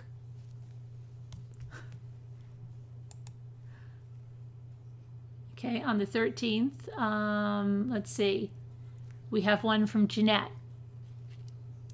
Good read if you know nothing about the case. And she says 98% of what is in this book can be found in the discovery documents. The other 2%, in my opinion, are just more lies. As far as these shocking confessions we were supposed to read about, there were none. I honestly expected at least a few actual handwritten letters to appear in the book to have substantiated what was being written. There were none. I have watched this case unfold from the very beginning. I have followed it in the news. There has never been a doubt that he was guilty of killing his family. The wreckage that has been left behind for both families is absolutely heart-wrenching. The question of why this happened will never be answered. Okay? And then we have on the 13th, we got Jimmy P. Okay, he bought the book and he says his caption, 5 stars. That's what he said. That's wrote that 5 stars too. And then his whole review says, great book. Okay, we also have Allie Blake, the same October 13th. 5 stars. Fascinating is her headline there. And she says this is a new author, so there are a few typos here and there. But the book gives a lot of fascinating facts, fascinating and many times heartbreaking and horrifying insight into the crime. Glad I purchased. Okay, then we have Lindsay, not $20 worth is her headline. Received my book and finished it in 2 days. Most of everything I read I knew in the discovery, besides a few letters to Cheryl and the family. I personally think the book was rushed and poorly written with errors. I do think the book had potential if she would have taken the time and added in more new information from letters. Don't buy the book. Okay. And then we have KS in MT. 1 star on the 13th. Huge disappointment. Poorly written. This is basically everything we already know. No new info at all, because the author decided to sell the one letter he wrote, which had a few new details to the Daily Mail before the book was released, so it pretty much spoiled it. Anyone not familiar with the case would be totally lost with this book. She jumps all over the place, from subject to subject. It's hard to decipher her opinion from what Chris actually said to her. The grammatical and spelling errors are atrocious. One of the victims' ages is wrong, and names are misspelled. It's just bad. Okay. Then we have Savvy Shopper on the 14th. 1 star. And her headline is A Grammatical Embarrassment. I have never read a book with so many grammatical errors, typos, and run-on sentences. It was extremely difficult to read and, at times, was a challenge to understand what the author was attempting to say. The chapters and the overall flow of the book were unorganized, and the information presented wasn't anything new. I think the author made a huge mistake by selling the letter/interview to the Daily Mail, as that was the most explosive portion of the book. Save your money, and know that all of the supposed new info can be viewed online via Facebook, YouTube, etc. I hope that, if there is a next time, the author will actually proofread her work. I'm truly embarrassed for her. Okay, and then Bookworm on the 11th, 5 stars, says, it all needs to come out. Give the author a break. With each subsequent interview of Mr. Watts, more and more details are divulged. Some contradict his earlier accounts. Some supplement those accounts. As the horrific story unfolds, the fact is that these are the killer's own words. Maybe we can learn from it, and how a suffocating religious upbringing can affect a young man's attitudes towards women, marriage, having children. His mother overheard him in his own bathroom mumbling religious teachings, and she demanded to always know what he was thinking. This is what the book relates. Maybe the author is not the most polished. This is her first book. Somehow she, with her lifelong Christian beliefs, was exactly the person Christopher chose to tell his story. He chose her instead of polished authors who crank out true crime by the bushel. So, what is needed now is that the next author go through the discovery, his first interviews and polygraph with the agents, and in his own confession in March 2019, and contrast all this with what he confesses to in this book. It would be a lot of work, but it would tell us where the story is consistent and where the details tend to go astray into wildly contrasting accounts. Now that is the book I want to read. Kudos to this author for having the guts to write the book and kindly push away his family members who were opposed to the publishing of his book. Okay, and then we have Edgardo Melendez, 1 star. His headline is "So Bad." And then his review is "Completely unreadable. Do not waste your money." Okay, let's see. Did I read this one? Okay, we have, who's this? CJC. 2 stars. Save your money. This book is a total disaster from beginning to end. Be prepared to have a massive headache from all the errors within the pages. The writing alone seems to be done by a young school kid trying to learn how to form sentences and failing miserably. The incorrect spelling of the victims and families' names alone is a disgrace. Most of this book seems to be made up of the discovery, with very little shocking and new information. The author tends to repeat sentences on many occasions throughout the book. If you are expecting a lot of juicy letters from the killer himself, you will be sadly disappointed. If you are hoping to get all the answers to why this crime occurred, you might as well crap in one hand and wish in the other. The only thing you will receive from this book is unfinished thoughts and some opinions from the author and Chris. Had someone more experienced wrote the book, it probably would have been a much more interesting read. I would suggest saving your money and checking out the Discovery and YouTube videos about the case instead of spending money on this toilet paper.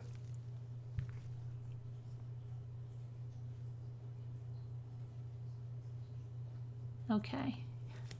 We have Kales. 1 star, October 14th. Cadle is no Ann Rule, that's for sure, exclamation point. This is a poorly written piece of trash that makes wild assertions about everything from Christianity to masculinity, with not a single ounce of hard journalistic research put into it. The writer mentioned several times that this is what I was told. Apparently, her computer chair is too comfy to actually do the work of running down leads. The actual writing is at the 7th grade level, and at times comically bad. The worst part? The Daily Mail has already spilled the juiciest tidbits, rendering this to me a waste of time. And Miss Cadle, keep your day job. Okay, and then we have AJ on October 13th, 1 star. Author's intentions are misleading, and the information is nothing new. I don't tend to leave reviews, but I felt like I needed to in this case. I've been following this case since the start and was hesitant to buy the book because I felt like the author may have been hoping to benefit from this tragedy, but my curiosity got the better of me. This book is poorly written, basically repeats information already given to the public, and is littered with her opinion masquerading as some sort of fact. Her new version of events is obviously a continuing lie and gives nothing new to the case. I am ashamed to say I contributed to her financial gain over the death of 2 innocent children. She is clearly pushing an agenda and hoping to gain from a horrible tragedy. Don't waste your money, nor your time. Not worth it.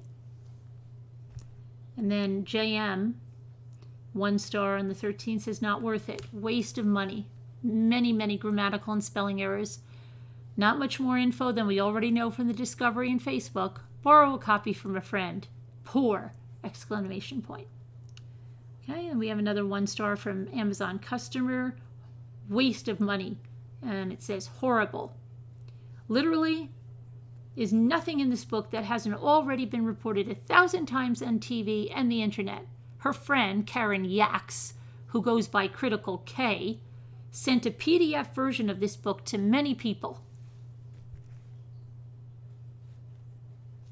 Okay, on the 12th we have Stephanie. Repetitive and typos. Lots of typos. This woman can hardly formulate a sentence. She repeats the same thing over and over in a single paragraph.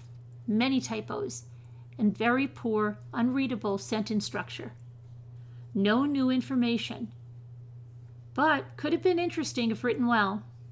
Writing isn't for her. and she should have paid for a real publishing company and editor. Completely disappointed. Okay, then we have Christy McClung on the 14th. 1 star, very poorly written. She says, horrible writing, just bad. In a couple of places, she starts the sentence and ends the sentence with the same exact words as if she forgot she had already said it at the beginning of the sentence. Everything she said in the book can be found in the discovery. I think Miss Cadle needs a new hobby / job. Okay. And then we have Lola Teacher, 1 star on the 14th. Says, where are the letters? And then the review says the title doesn't match the product. Okay, and then we have Jennifer Bryant on the 15th, 1 star. She's got a long review here. Okay, it says, horribly written and hard to read. Want to read it? Borrow a copy.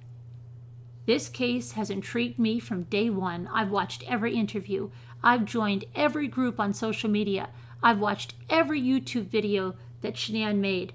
I've laughed at the baby girl's little antics in the videos. I've cried with the heartbreaking realization that those precious babies, their unborn brother, and their beautiful mama are gone, never to laugh or love again. This book makes a complete joke out of this crime. The author was clearly only out to make money and make a name for herself. This is beyond sad. My justification behind this is the fact that not only is this book a disgusting and ignorant way for the author to profit off of this crime, this is nothing more than a collaboration of every interview and video that is online. Did she really even talk to Chris Watts via mail? She totally disrespected the Ruzaks by misspelling their name. But she also didn't take the time to proofread her work. I literally had to rewrite sentences in my head to be able to understand what the author was trying to say. But to me, not proofreading and not doing what needs to be done to produce a proper book is a disrespectful act to the family of Shanann. It seems as though she wrote it so fast that she didn't care because she wanted to be the first to get that interview. I'm very sorry to this author, but she very much owes the Ruzaks a huge apology for profiting off of their daughter's death. She can't even take the time to proofread her work. I am happy to say that I didn't pay for this book, nor would I. One person bought a copy at work, and we are passing it around to those who want to read it. So far, we have managed to save about 23 people the expense. I usually love to give great reviews, even if I don't particularly care for the books I read. But I can't force this one. I'm sorry. But I absolutely don't recommend this book. If you want the same info that's in the book, watch YouTube videos about the case. The answers are all there. Okay, and then we have all the 5 stars came in on the 13th now again. So this is Coop Zoo. Great, good read! Exclamation point. Though I didn't buy through Amazon, it was a pre-order via the publisher, I wanted to leave an unbiased review for those contemplating the purchase. Typos aside, I couldn't put the book down since I started reading. Sherilyn was able to get CW to open up in a way that he hadn't to anyone else. I would love to hear more from her. On the 13th, again, we have L. Ran. I couldn't put the book down! Exclamation point. Very impressed with the author of this book. Okay? The review says this book gave a bit more insight than I had known. A bit more. 5 stars. Very interesting book and would recommend. Okay? Then it's on the 13th again, 5 stars. Must read. 5 exclamation points. Or is it 6? I think it's 6. Loved the book. This is the only case I've been so invested in. This is just the letter T is who wrote this. I'm so invested in, and I'm shocked at all Chris revealed to this author. It's a must read. Okay. 13th again. Ashley B. You will love this book. This is an amazing book, especially all in caps. for those who didn't read the discovery and or follow the case from beginning, and even for those of us who did, the ones who have clung to this case and chose to see it through with any and all new info we get, will also love this book. I believe the author was perfect for the job of getting him to talk through the thoughts in his mind, a murderer's mind, she put in parentheses, while getting the story of what happened. That she means fateful morning, but she put faithful morning as well.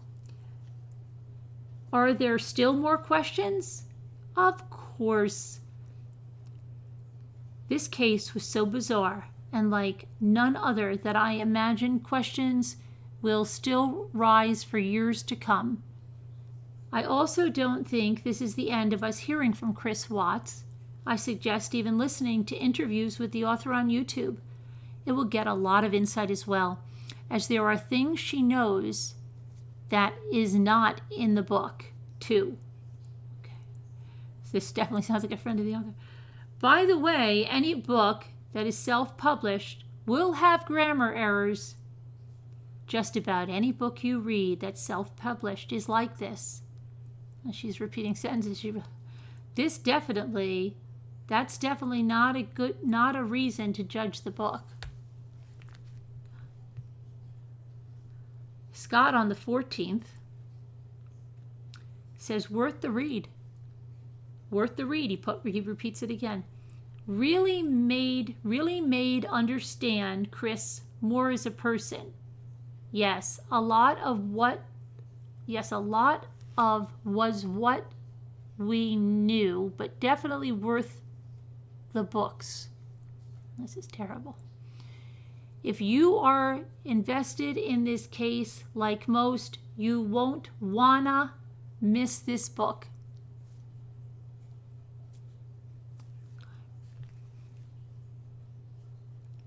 That's who you really, just book review from. Anyway, let's see. Michelle Kloxa on the 13th, 1 star. Laughable. Poor writing, exclamation point. Poor writing, exclamation point. The author is a joke, exclamation point. Her writing and spelling are as poor of a 2-year-old. The fact that she actually is selling this book and reaping the reward is criminal. I saw her video and she stated she needed to pay for her hard work. If this is what she calls hard work, she needs a little schooling. Okay.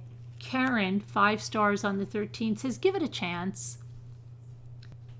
Ignore the Watts crazies and haters. This is a good book. The author did what so many of us wished we could have done. She went right to Chris and sought the answers we all wanted. Give the book a chance. Keep an open mind. Seek the truth in all things. Who does that sound like? And her name is Karen. Okay. Casey P. 5 stars. I think I know who this is too.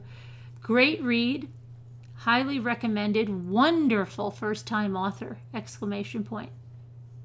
This book was very well done. Was well done. Sherilyn Cadle put a lot of work into this book, and I'm sure it has taken a major toll on her as well. I have followed this case from the start, and for a first-time author, I believe she did a wonderful job. Sure, there are some errors in the writing, but she's a first-time author. She's human. It's okay. I'm sure she continues writing her books. I'm sure she continues writing. You should have a comma there. Her books will improve immensely because it was already very, very well written. Great job, Sherilyn. Highly recommend reading this book. I got mine from Barnes & Noble, but yes, I have purchased and read the book. Okay, then we have on the 13th, Kendall G, 5 stars. Another look at the Watts case. The author did a great job of tying together letters together with the discovery. Do I think Chris exaggerates? Yes. That's not the author's fault. I noticed some negative reviews. The book is called Letters from Christopher for a reason. What does that even mean? Okay, Brandy on the 13th wrote a 1-star review, said terrible writing. The writer of this book did a terrible job. It's all over the place and sounds more like a journal of her ideas mixed with stuff he told her. I've read a lot of true crime from professional writers, and this is nothing at all like those. Thumbs down. Okay, another 5-star on the 13th from just the letter S. Awesome work from the author. Questions answered. Originally purchased from Walmart, but wanted to leave a review here. That's your review? Okay, good. Thanks for that. Okay, Amazon customer on the 13th leaves a 5-star review. Just finished this book today. Oh, highly recommended book is the headline. Just finished this book today. While some of it was things we already knew from the discovery, interrogations, and what the public was shown, we got a deeper view into the relationship with Kessinger and his mindset before the murders. The author never made excuses for him and wants the readers,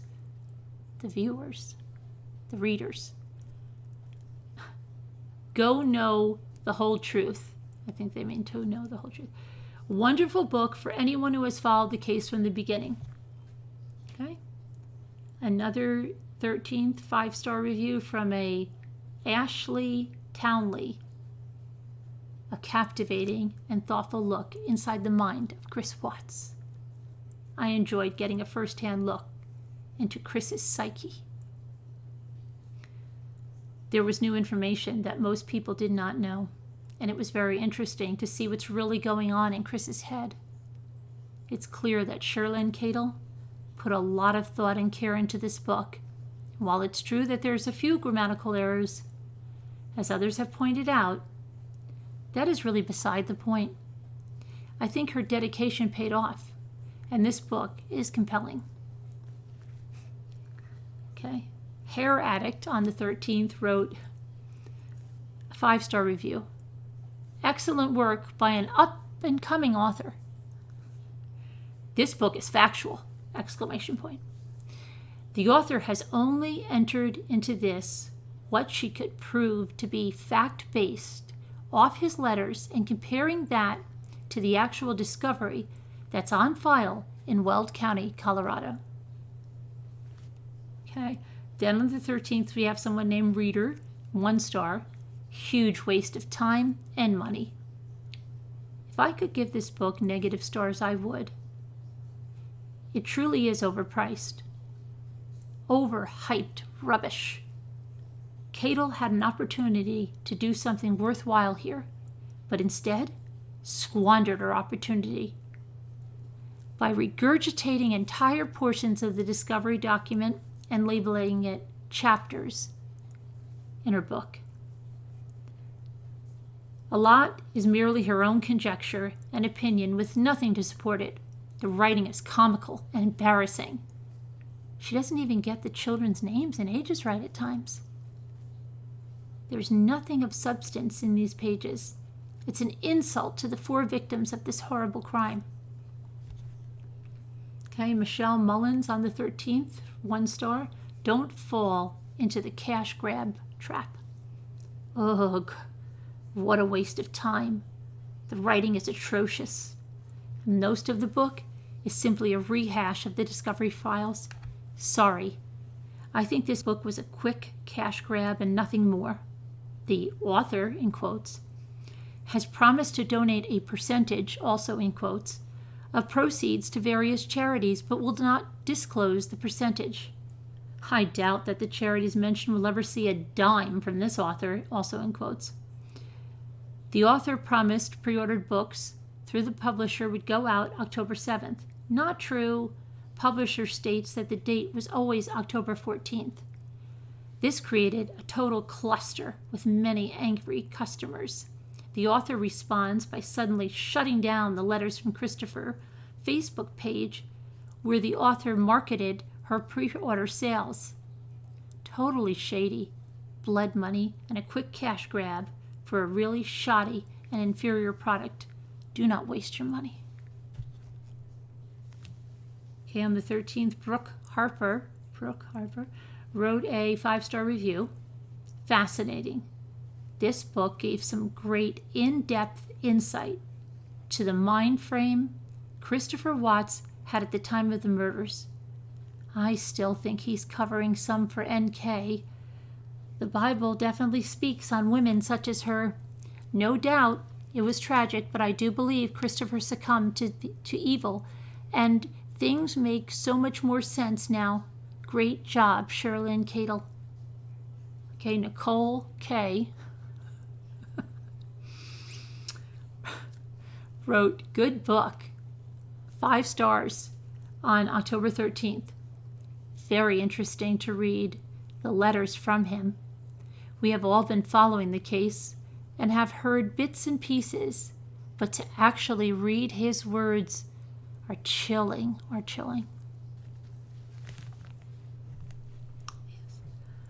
Okay, Amazon customer on the 13th wrote 5 stars, okay? I'm really worth reading, is the headline. I really enjoyed the book. I think people are rating it badly because they want to magically understand exactly what happened and why it happened, but we, as normal human beings, is anybody really normal? Will never be able to really understand. That's what makes this case so intriguing. I found it interesting to read Chris's words for once, and I think the author did a really good job with the information that she had. Okay, Baseball Mom, 5 stars, says worth the wait. On the 13th, good read. Followed the case like most from the beginning when they were missing. Sherilyn put a lot of time and effort and heart into this book. I look forward to this book coming out, so she hasn't even read it. And I'm glad I read it. Oh, she looked forward to this book coming out, and I'm glad I read it. Easy 2-day read.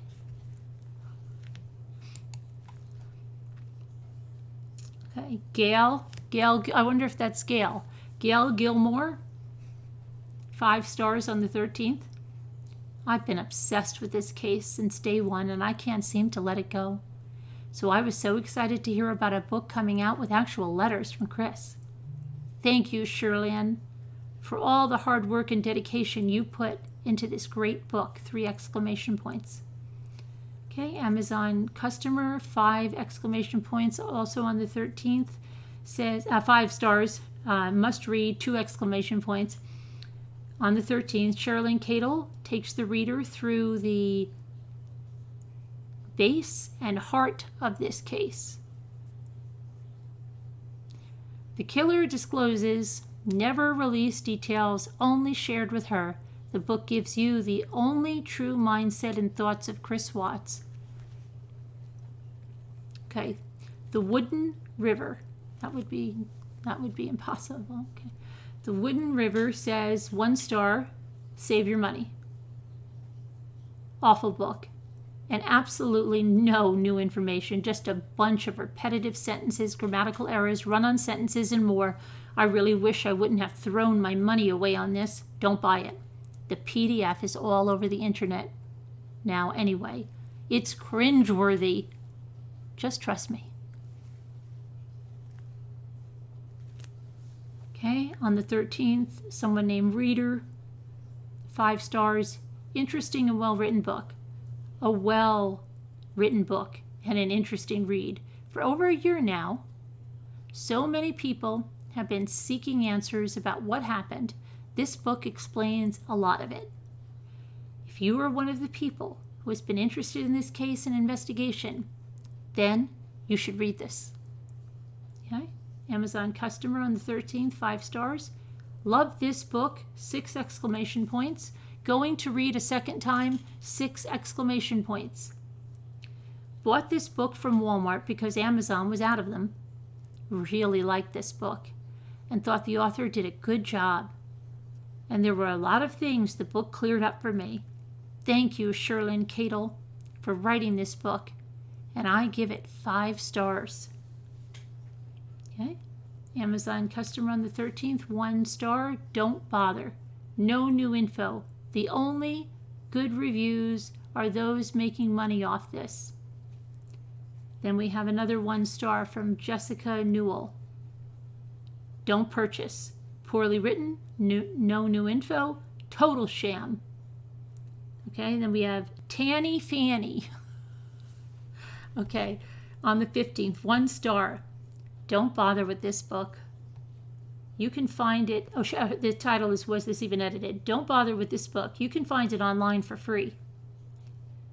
I'm also pretty sure they mistakenly published the author's rough draft instead of the final copy of her book. A legit editor would never approve this. Okay. Then we have Lorena Hamilton, 5 stars on the 13th. Admired work. Good content and admired writer's ability to gather content.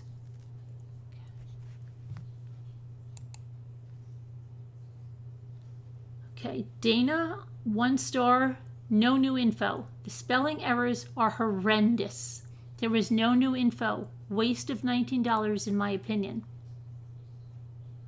Okay, then we have Bella Bell, 1 star. A 3rd grader with a box of crayons could write better than this. It's painful to read. A 5th grader could have done a better job writing this. Perhaps even a 3rd grader. Hard to believe any publisher would put their name on this garbage, meaning the grammar, in parentheses, and puts into question the actual material of if any is true. It is truly a feat for someone to write this badly. Just wow. It's hard to even get through this without wanting to edit and curse at the awful structure of this book. Thankful someone let me read their copy because I wouldn't pay for it. I wouldn't pay a dime for this. An example of the awful writing here in the year 2018, this was the only violent crime in Frederick. The one took 4 beautiful, vibrant lives. They did not realize that murderers live amongst them. Really? She just said it was the only crime there in 2018, and yet she continues to say murderers, plural. It would be 1, a murderer, not 2 or more.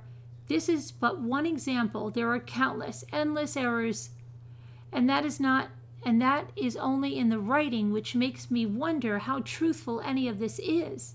The author is no writer and should put her pen away and pick up a box of crayons instead. Bottom line, junk.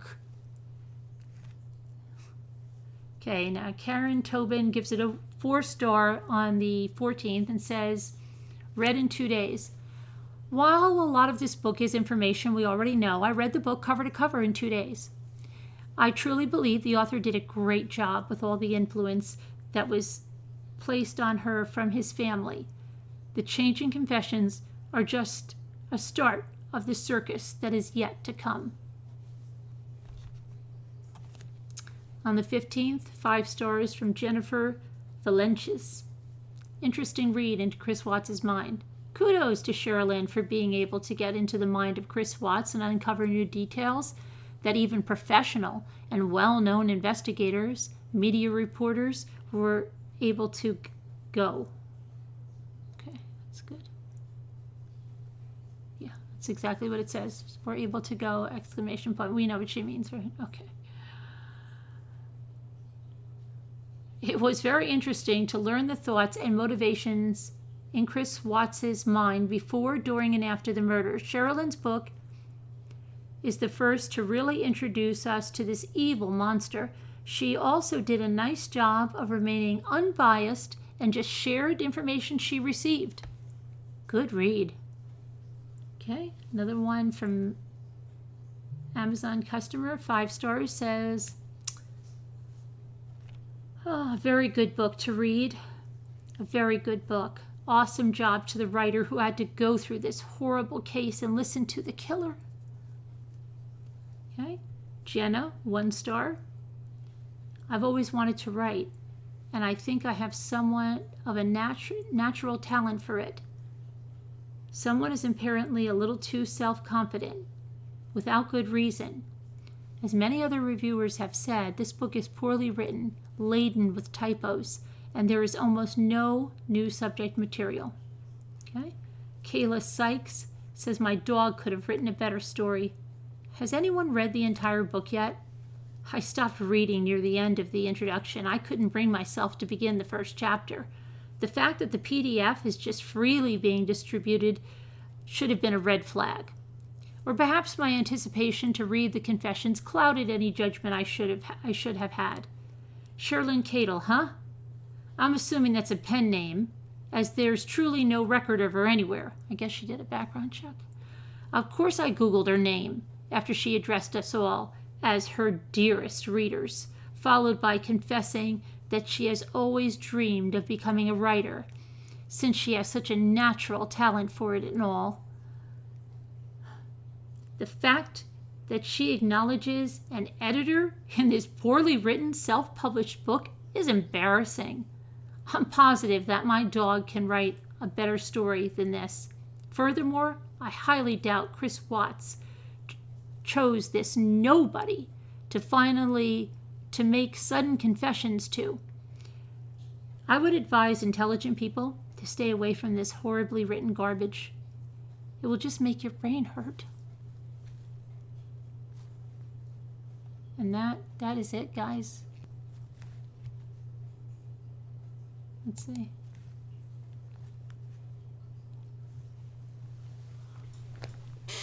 Wait, there must be something that can't. Do we have 2013 viewers? I think there's something wrong.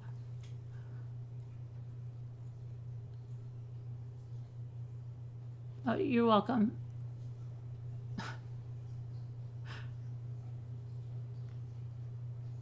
I have to find out, Jen. I have to look what they said. If I know we're doing a giveaway, I've got to get the mass thing giveaway up.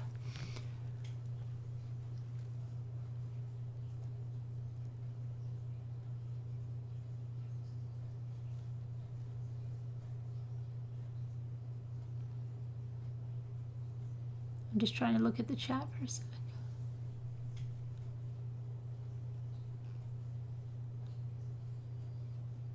Yeah, it says 2K. We've never had 2K before. I'm just wondering if that's correct. No middle ground, no. It's like 5 or 1 star. Then one couple gave it 4, and I think I saw 1, 2. I see 2013 Casbat.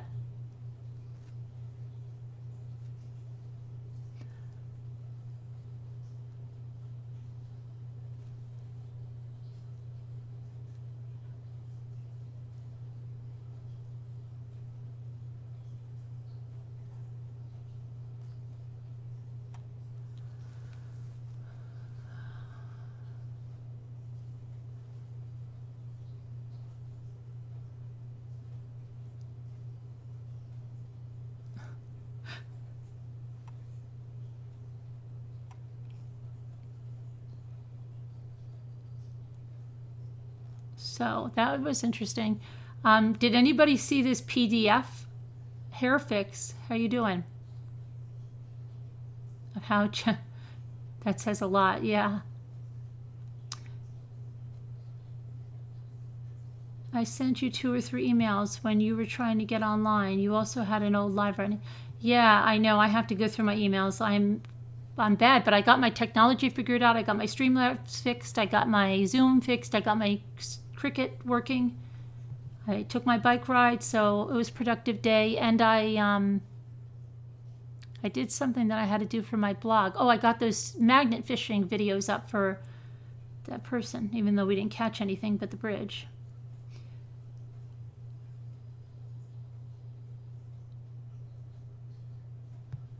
Oh, okay, Steph.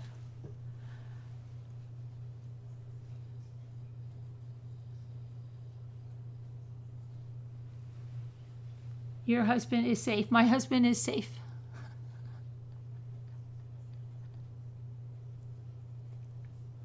You mean from the bridge or because of the software? I don't know. The speed in chat and the amount of regular chatters doesn't suggest they're watching. It's not, it's viewers. That means, it doesn't mean they're all in the chat. They're watching. Anybody that's tuned into your video is counted in that number. That's not just the people that are actively chatting. It's people that are actively watching, actively tuned in to watching the video. I think a lot of people get that wrong. Right. That number, the viewers, counts everyone.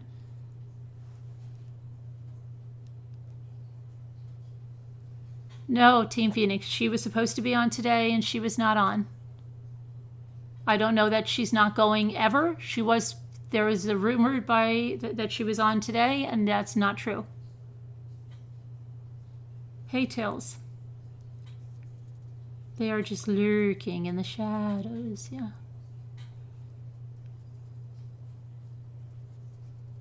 Where can they buy? I'm going to put it, it'll be in the blog post, Janelle. It's, I have to get it. I feel like I've seen this. We used to have, like 13, 14. I think the most we had 1,400 something. But we've never got to 2,000. I think Cadel may well be depressed. You think she might be depressed?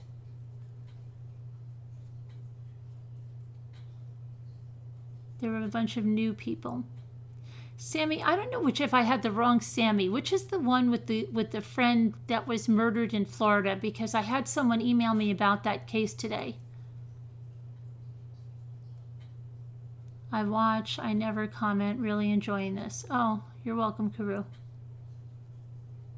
They probably are moving. You just have to refresh sometimes.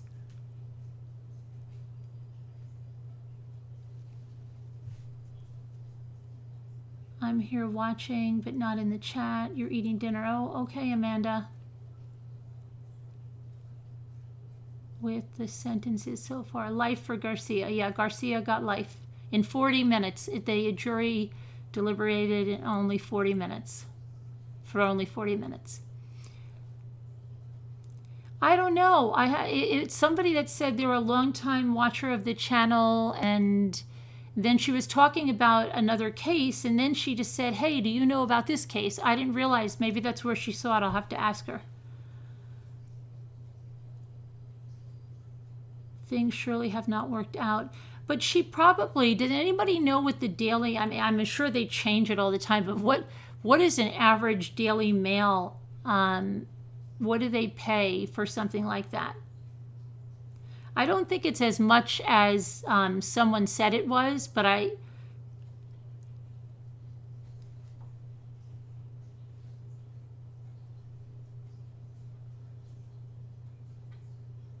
does anyone know?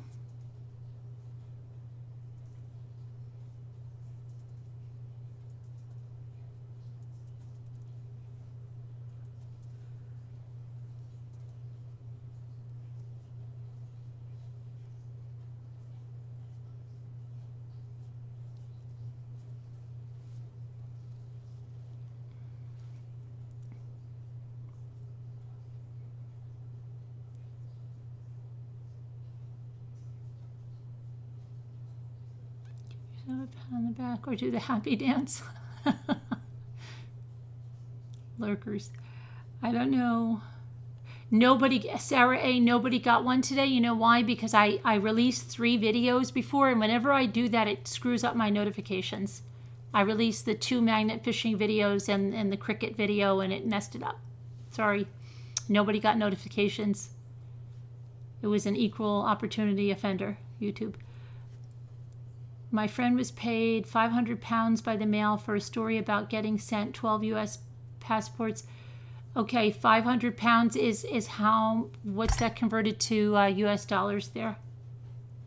It doesn't sound like that much. How much is five? Well, if the pound shop is like oh, that stinks. It's like $300.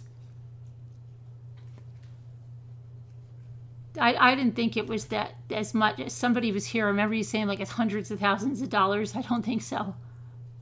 $750. Okay. Well, still, that's not like, it's okay for an article. But I don't think it was more than, on the article, I don't know. You know, somebody should call them up. Not that I'm saying to, but maybe if you were. Cato is laughing all the way to the bank. She won't care about her book. Now it's done. And she's laughing at the rednecks who buy it because that's what she's now calling us YouTubers. Where's she doing that, Tina? Where she's calling rednecks? What state does she hail from?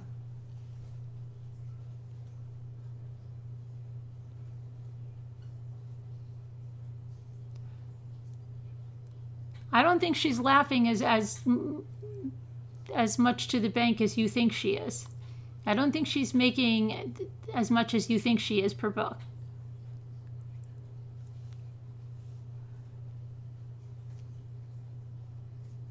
I thought they paid up to $6,000 for a story. Yeah, and that guy that was saying she was hundreds of thousands of dollars. And I'm like, no, I don't think so. She did not appear on the Dr. Oz show.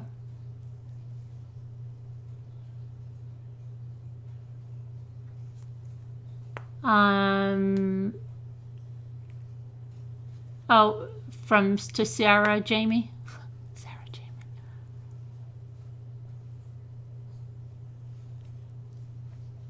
You need to work on your pounds to dollars. Does anyone know how many books were sold yet? No, I don't. Does anyone know how many books were sold yet? They don't have I don't think they have a sign like McDonald's. Though McDonald's doesn't keep up with that anymore.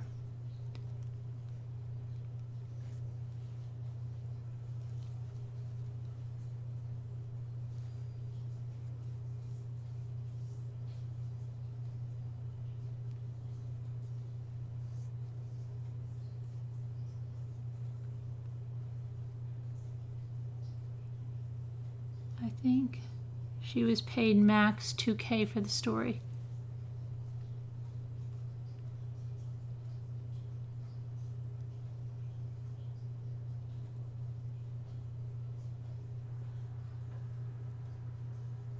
Sounds hot, yeah. I don't know why.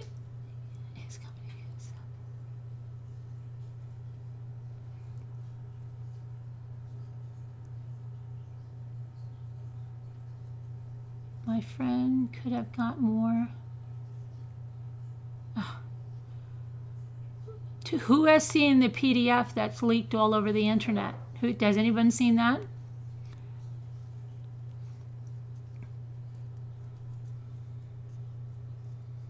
Oh, she's not British. Definitely not. Did someone say the state that she's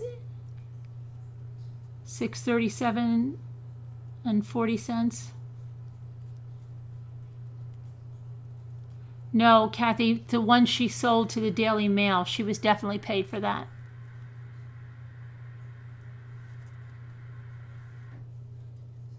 No, Michaela, I never heard that.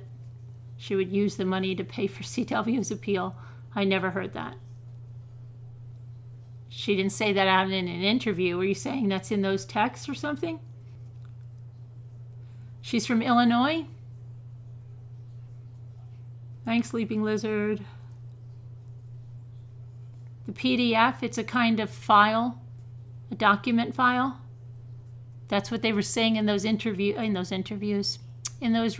that we just read. It said that the PDF, and they even pinned it on someone first putting it out there.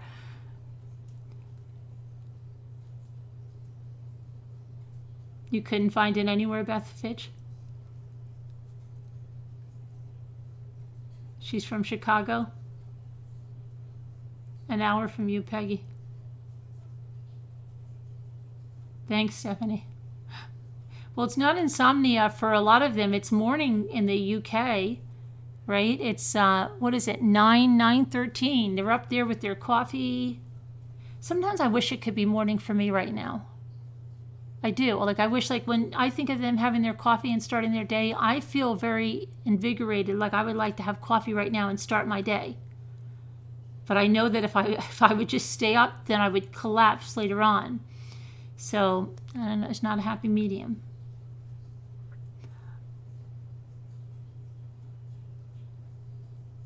It's 1 a.m. there, Sound of Silence. You're on the West Coast then, or at least Pacific time, right?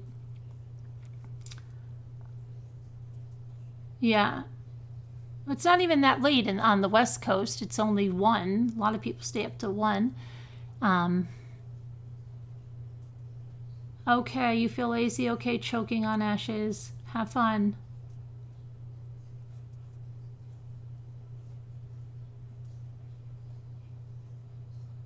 You're spooky. I was just carrying my coffee up the stairs when you said that. Well, yeah, I think that you guys are having your coffee and then you get to plan your day. Like, if I was there, then I could get off this and go, like, right out to the Dollar Tree or something, and everything would be open. I don't know. You're having your coffee. See, in Ireland, I have my coffee. Okay.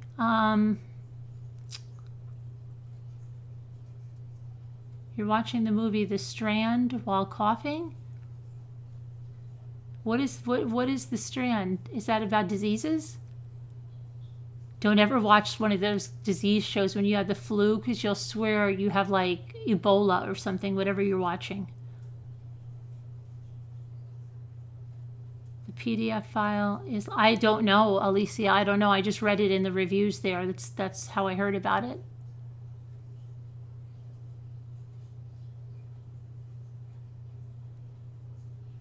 Everyone is coughing and oh my gosh. Yeah, that's freaked right.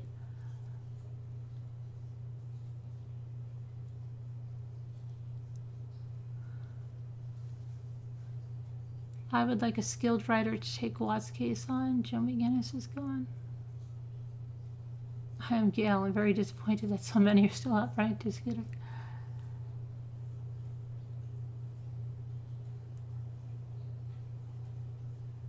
"1 a.m. for you, Miss Mary?"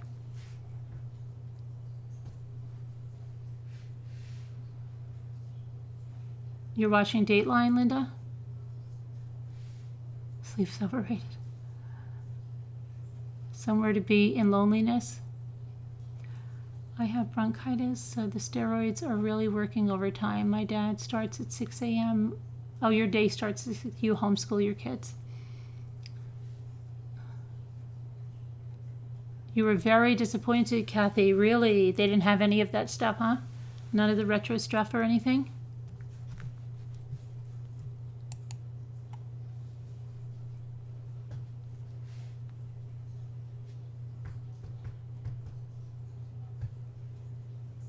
Another earthquake?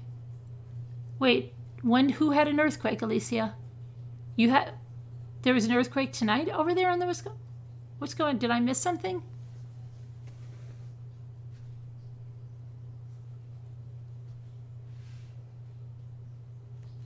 Like you're going to fly the next day and you go look at flight disasters on YouTube.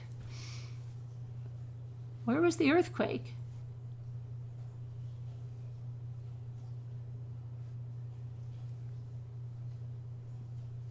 There was a pretty big one yesterday?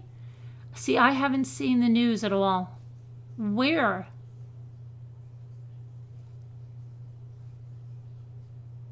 In Cali? Where in Cali?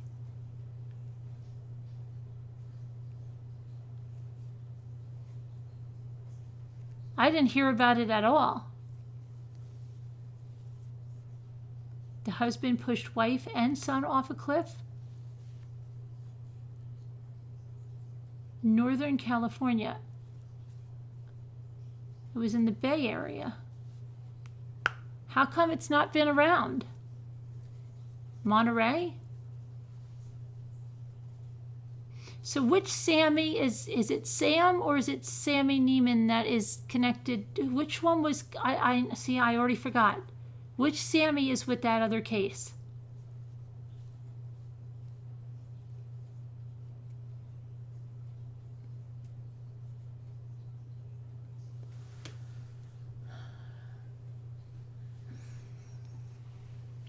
She was from Chicago. If I were her, I'd be in hiding now. I just walked into a wall to walk to the bathroom and, oh no, Stephanie. Sammy Neiman is, okay, gotcha. Now I know. It's funny, you came in with Sam, and then I was saying it to Sam, and then I saw you, I'm like, wait a minute, I think it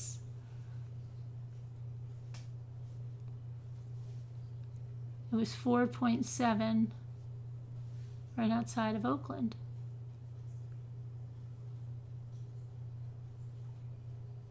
What do you mean by mission? Who said mission? I said mission? Where did I say mission? Did I say mission? Did I say mission? I don't know. I don't think I did I? Oh, someone else did. Okay. I was going to, yeah, because no, the other day they told me that I said somebody, the method of killing someone, and I didn't think I said it, and apparently I did. Now I was getting scared because I don't remember saying that.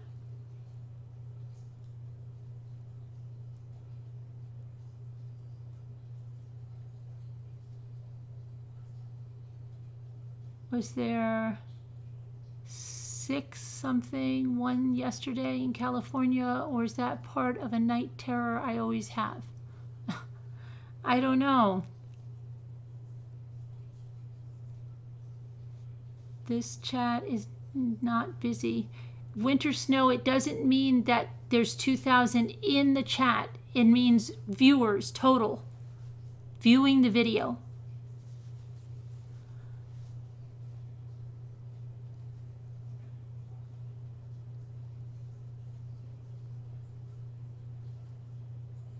Anyone needs me to find someone, I'm available. I never heard mission. In what context?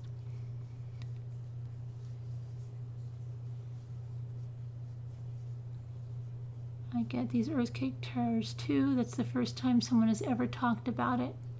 Are you in an earthquake area, the Sound of Silence? A few of the new viewers have joined us in chat tonight. Right, because it's like when I first started and nobody got, it said 2 people watching, but nobody was in chat, and then J-Vels came, and then, you know, so it counts your viewers and people in the chat, both. Not everyone can chat. Yeah, because some people just listen like a podcast. Sometimes I do that. If I listen to something while I'm doing other work, I do that.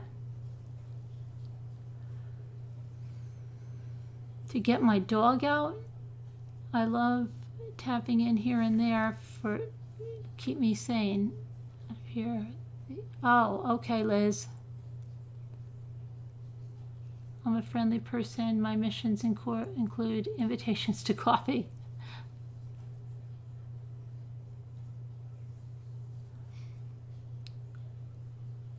Mystery of Lost Dog Road. Then he wanted his parents killed. He's now in prison. Oh. I think she was going to find Sherilyn Cadle or something. I don't know what she's going for. Jessica. The sound, my night terrors are so much worse than earthquakes, but maybe that was meant for someone to read or hear. Some people are too shy, Julie.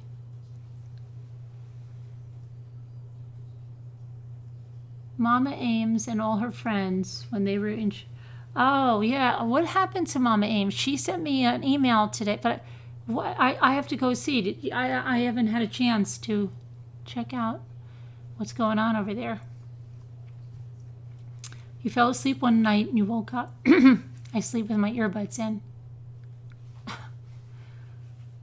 That's good, Tanya. Because of your bladder, Brenda? Yeah. Oh, and another thing is, I guess sometime I have to figure it out. Yes, I know we still have to have a party for the 20,000, and we also have to have the Patreon only meeting. So as it's the, what is it, the 16th? Okay, we still have time to have it for this one. It's not that on us.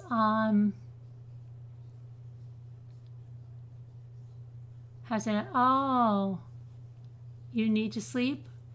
Pray for us. Definitely, Peggy, praying for you and for your daughter.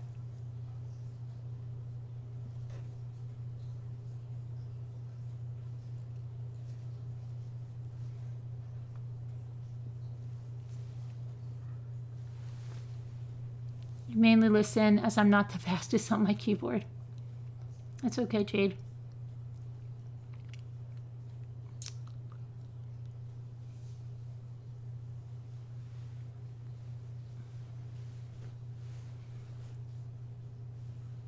Staying on a live stream because there is someone.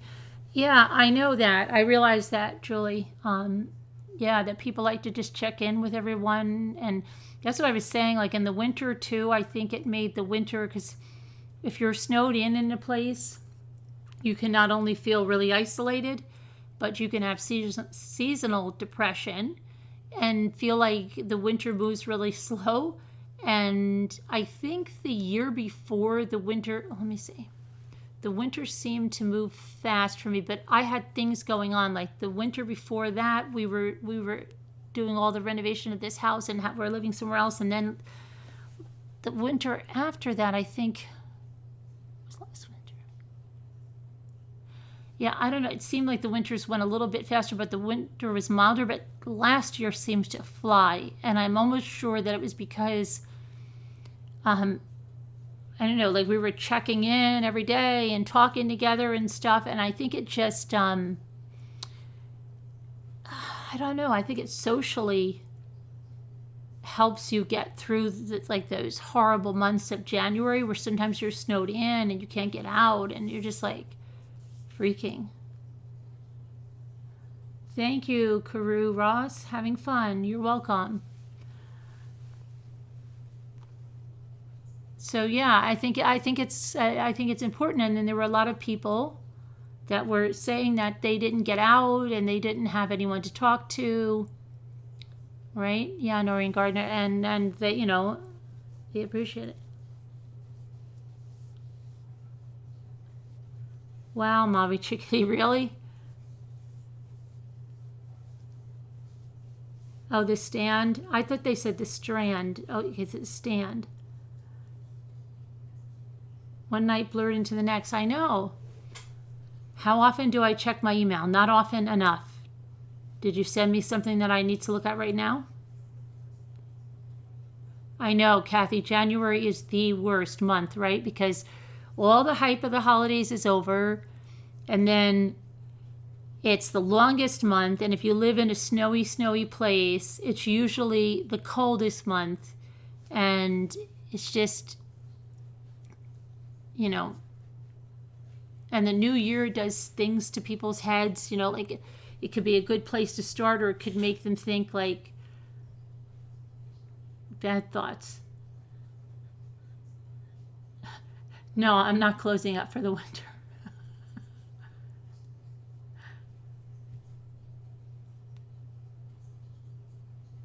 Yeah, right, and everybody gets their bills on there, yeah.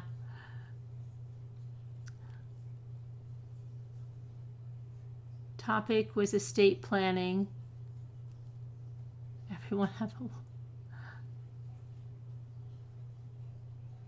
a... thanks, Carol. Kathy. I was looking at Carol, and I was looking at Kathy, and then I saw Carol. Indiana, but had no one to help. What did you have no one to help with?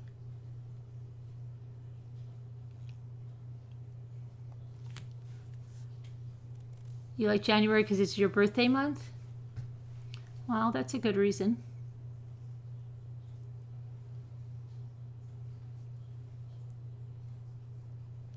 Is there another craft? Michaela, I have to figure it out. Did anyone, if anybody did the houses afterwards, you need to send me a picture. I hope our Lisa DiFiero is okay, because she wrote to me that she was out at the craft store, right, getting the house, and she was going to come on, and then I didn't hear from her again. So I hope she's not sick again or that something happened. I really should shoot her an email.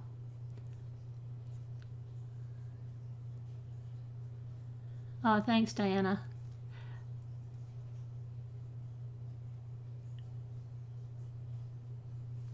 You have to at least have a front-wheel drive car? Yeah. You have to have four-wheel here. It's so muggy and hot. Oh, please don't tell me that.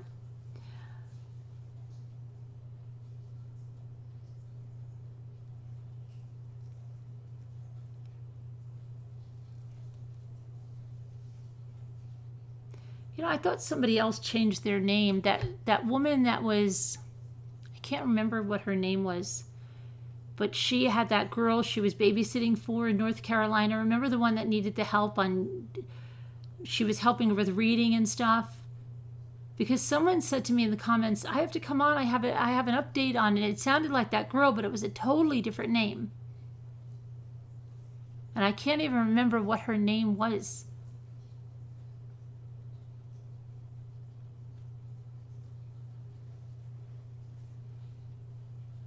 You're depressed during this summer, Sound of Silence? Oh, you're welcome, Diana.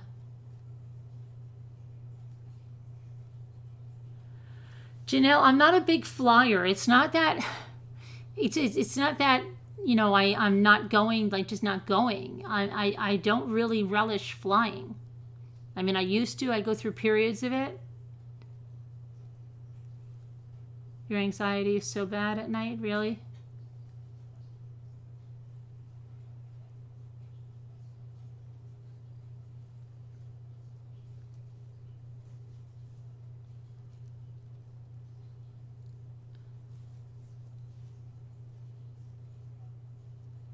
Girl in New Jersey, Amber Alert. How old, Charlie? She does come in from time to time. Who does relish flying? Some people relish it. Do I really? In the winter, yeah, Alicia, yeah. I hate really. I don't mind. Okay, first of all, it's like an anxiety, which probably you might not understand, like all the preparation you have to do for winter, like these projects that you didn't get done. There's an anxiety with that, like just with the stuff that you needed to do. And now you know the days are numbered, the snow is going to fly, and what the hell are you doing? So you have an anxiety about that. It's not just that. I think if, like, Jimmy didn't have to put that, he got the roof on the shed, so that's one. But we still have to now do something with the stuff that was in there. We have to do something with the little shed. We have to take a huge piece of quartz, okay, that's outside, that's probably going to need 5 people to lift to get up on some kind of a caddy thing that we can roll into the garage. Let's not even go there. That's beside the point. The whirlpool that's in the driveway has to go somewhere. So I've got all that going on. But I can take, like, if everything was done like that, then yeah, it's really nice to sit inside by the fire and see the snow fall. That has a place to it. But it doesn't have a place to it when, let's say, you've got a doctor's appointment and it decides to ice rain and now you can't go and you've got to reschedule everything and you can't, you know, it's 3 months till you can get an appointment like that again. Or you're, you know, outside skidding down on the roads because you didn't know it was going to snow. That I don't like, okay? Why do I have a huge piece of quartz? Because it came off of my old island. And let's not even go there. When they were carrying it out, I told Jimmy to have them put it into the garage, but for some reason nobody listened to me. And they put it on a pallet on the side of our driveway. And that's where it's been.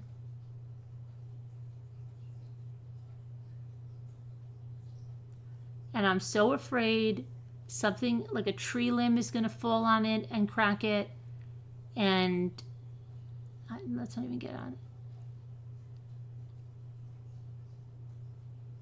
Oh, you can't sell that on eBay. You know, it takes 5 people. You could never, ever, ever ship anything like that. Plus, I want to use it for like a countertop or we want to use it somewhere. But they can't get it downstairs because of the size of it. So yeah, it's there. But you would never go on a boat either. Oh, you mean like a cruise boat? Yeah. I believe you. I mean, there's horrible things happen on those. You hate black ice. Yeah, black ice is horrendous.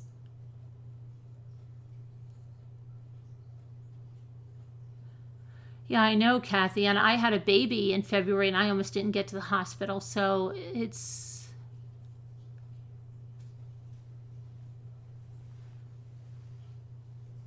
But it's, if I didn't have all that, but still, January, I don't know. It always like sounds like I was going to have crafts. I used to say, oh, I'm going to have crafts. That's when I'm going to do this to put my January, you know, to get it to pass. But I have to say, like the last few years, it has gone better. I think last year was the fastest year, though. Trying to think, but we had a lot of stuff going on like in the 2017. I'm trying to think 2018 we also had a lot of stuff with the house going on, so I think that might have made it faster. And I think one of those years it was really, really warm, and we haven't had really, knock on wood, even though they predicted, I don't even look on Facebook because they always say the Farmer's Almanac says we're going to have the worst winter ever, and that's not always true.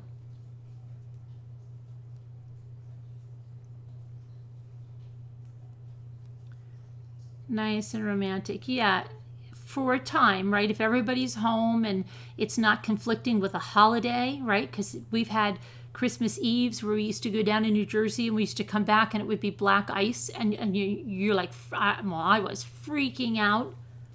We're going to die. We're going to die. I can't believe this. We're going to die.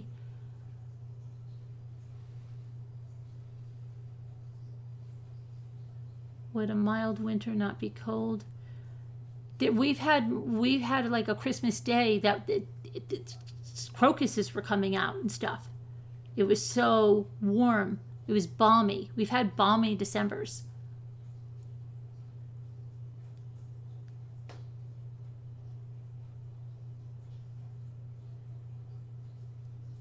Seems to drag on, but once it's over, I look back and think, that went fast. Where do you live, Susan? What county?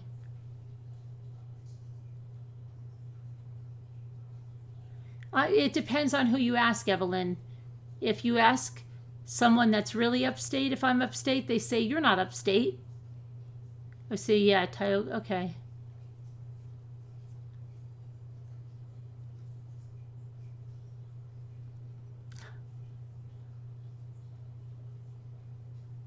Oh my gosh, my son's birthday is the 13th of February.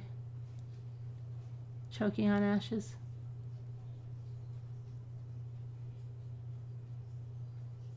I went out on the USS. The winters vary. About an hour and a half, Evelyn. Yeah, it depends on who you ask, Hennessy, you know. There's some controversy.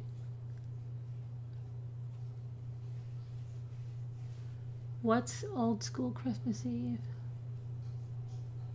Your son's birthday is February 13th. My niece is also February 13th.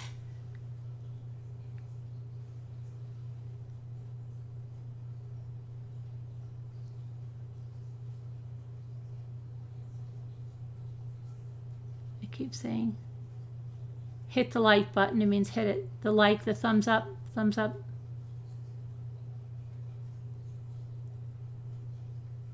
Way I would. I don't like the time change.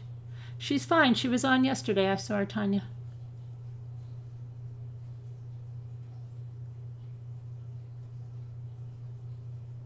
You're going to New York and where are you, Evelyn? Where are you now? What state are you in now?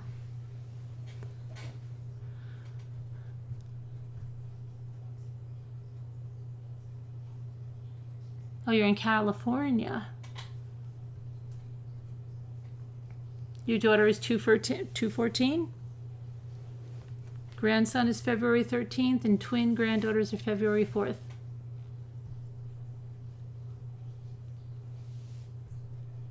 I grew up in New Jersey.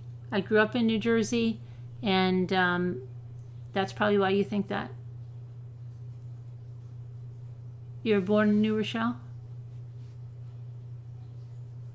What, Evie, about the dock? You're welcome to know. Did I miss something? I'm sure I did. Both your parents are from New Jersey? What part? I'm from Bergen County.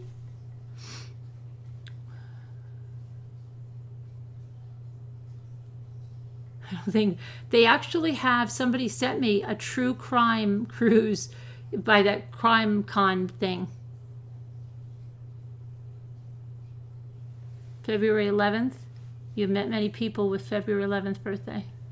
My birthday, you know, it's almost always, it was the day Travis Alexander was murdered. It was something in this, oh my gosh, what case was it? It was one of the cases that just finished. Not Markel, because he was the 18th, but there was it the Seavers? Which one was it? One of them, they kept saying, you were supposed to go June 4th. And there's another thing that happened on June 4th. And it seems like, oh my gosh, no wonder I'm... The crime, where the worst true crime can happen. Yeah, I don't know. Either that or you have to go to the bathroom in bags. That is a true crime, right? That was horrendous. Can you even imagine that? Oh, June the 1st? We got you need some extra plastic bags. They were going to the bathroom in bags and a bucket. And sewage was flying down. Ugh, I can't even. Do you remember that one, that cruise ship?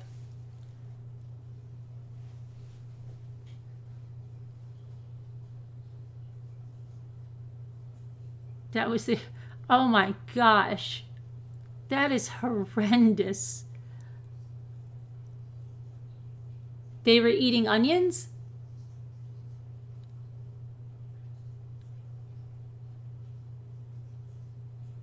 Next week? Oh, happy birthday, Diana.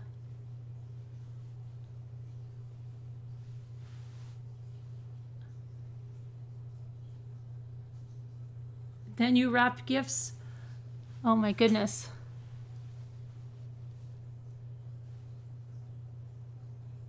Oh, you're going on a cruise in 2021? Wow, you plan ahead there. That's planning ahead. Okay.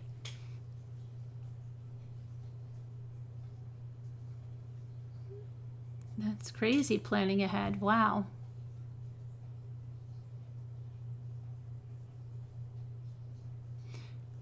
I just want to have coffee and start my day.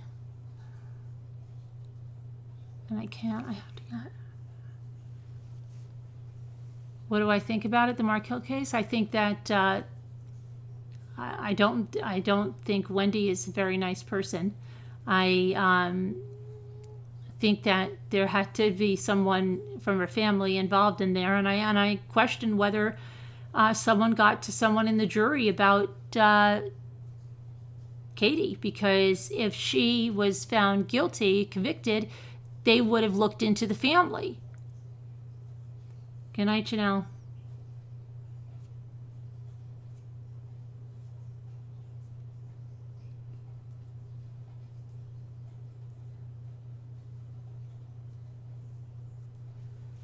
Your husband graduates in May, so we're counting down the months. Your son lived in Jersey City, Union City, Hoboken before he died. Oh, I'm sorry to hear that. My daughter used to live in Hoboken, my oldest.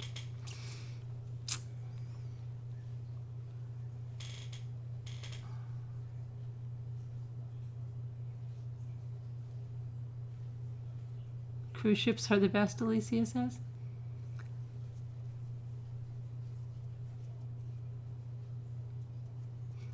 Yeah, February 11th, 2012. Whitney Houston died, yeah. Yeah.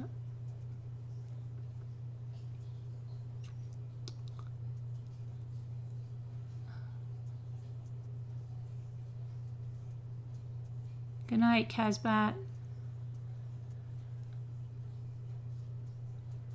I have a whole set of Waterford crystal with pineapple design.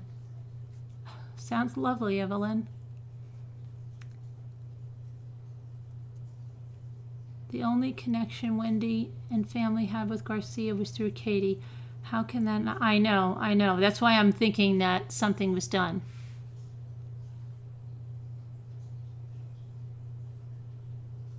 Oh, you're not going on. Okay. And now everybody's saying goodbye to you.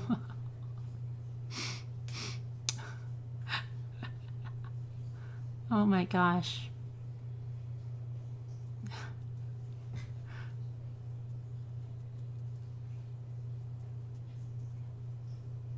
Carolyn, go make some coffee. I don't want to lose my friends.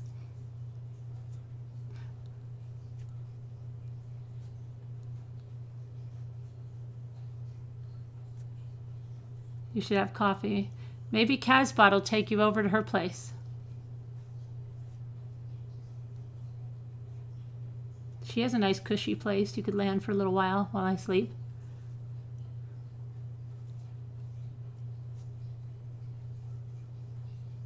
It's like the Waltons when someone says goodnight, yeah.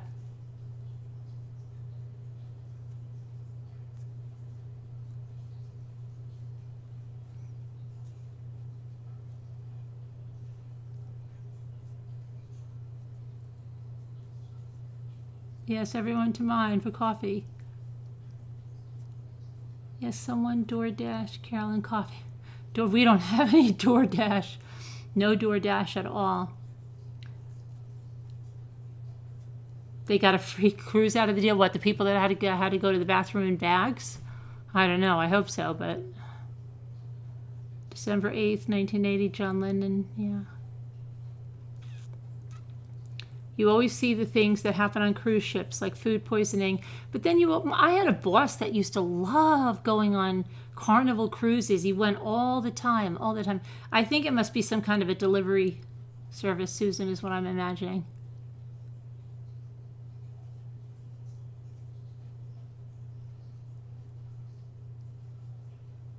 In bags, yeah, Evie, because something happened to their... Oh gosh, and there was sewage. They even did a Saturday Night Live parody about it. Oh my gosh, because there was poop all over the place. It was disgusting. It stunk so bad.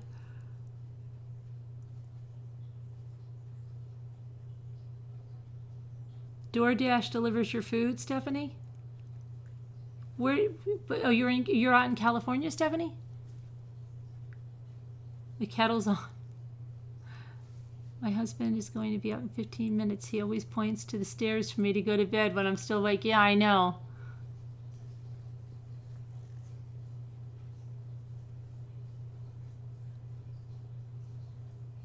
The germs scare you now?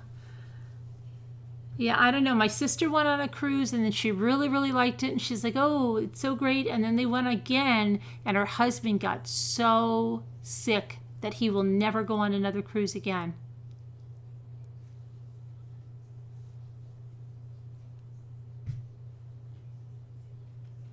They eat your food and... Oh gosh, don't say that. Yee. Oh, that is so gross. Do they really? Did they put a hidden camera in there and see that? Gross. Eee. Or they put your bags of food like on their floor with all crap on it. Right? What we germaphobes think of.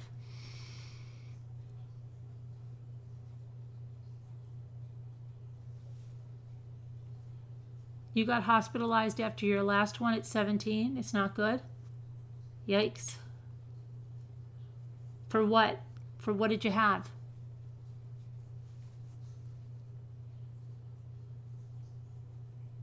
but they don't touch the coffee.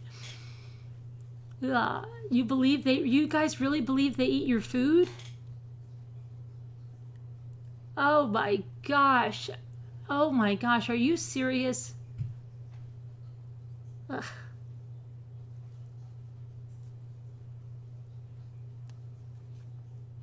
Dun fever? Wow. They do, Stephanie? Really? Look it up on YouTube. Oh my gosh. You just told my daughters I wouldn't want someone to have my food in their car. Who knows what they might do to it?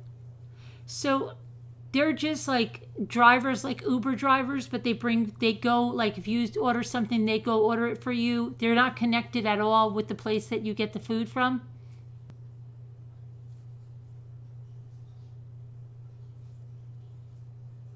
Eee.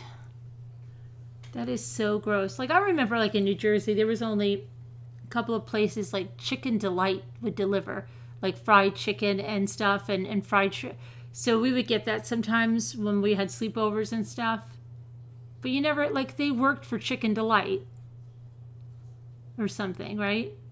And you just had them deliver. They came in a Chicken Delight car, had chicken on top. And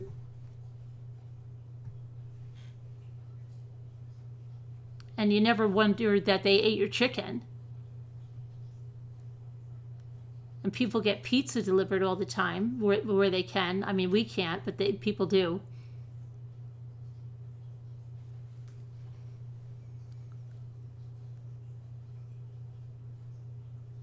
Chicken Delight? I don't know if it's still the same. I mean, I don't think they have it anymore, do they? It used to be like Kentucky Fried Chicken, but is it like Uber Eats? I'm thinking so. I don't know which one my daughter uses in the city. I'm going to have to talk to her about that. But see, my daughter's the kind that she like wouldn't even care probably.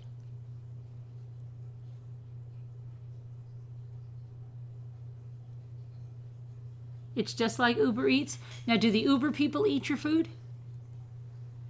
They steal the bags? What do you mean they steal the bags?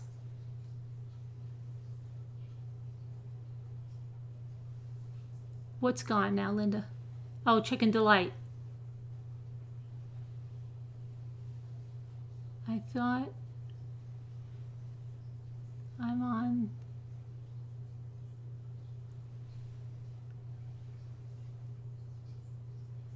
Popeye's chicken. What is Popeye's? What is that chicken sandwich thing? What is that all about? What kind of sandwich is it? They seal the bags? I think they should have to put them in like a locking container, right? So that you know that your food went in a container and that it's locked over and that you have a code or something and you open it and take your food out of the container.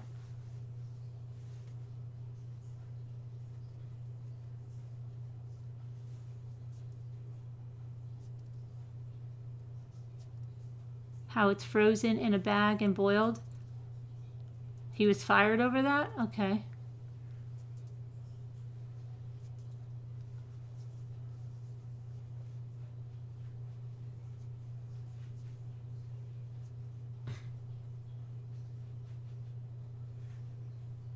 S Avenue when 9/11 happened? What? A food safe, yeah. Like that. They would get it with and then you would get texted the number to open it, and only you could open it.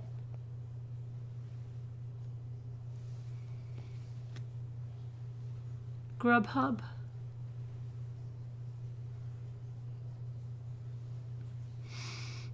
But then, do you guys like think that I don't know, we don't have pizza delivery here, but let's say, do you think you need a good safe from your kids? Do you think they have, that you worry about the pizza delivery that you get? You think the pizza guy's eating your pizza on the way? No, right?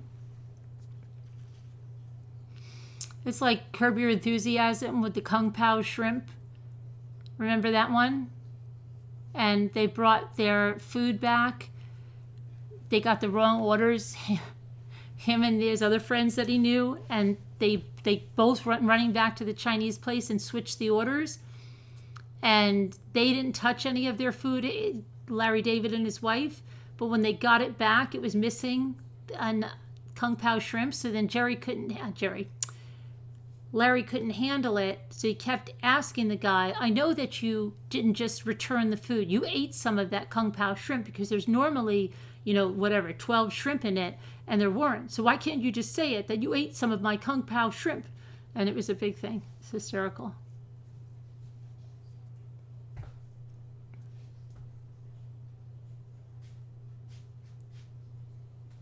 How are you going to worry about anything delivered?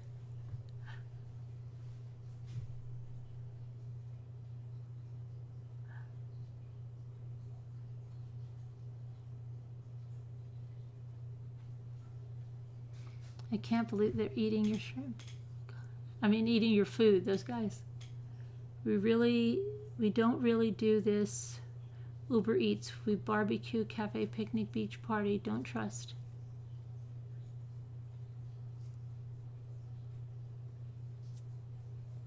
Apparently, DoorDash are keeping the drivers' tips. For Curb, what is Curb to return? Oh, Curb Your Enthusiasm. I'm thinking we're talking about these Curb delivery service. I thought it was some kind of delivery service. Never will have any food touched, ever. Okay, so these are like third-party drivers, right? Third-party guys. It's a real racket.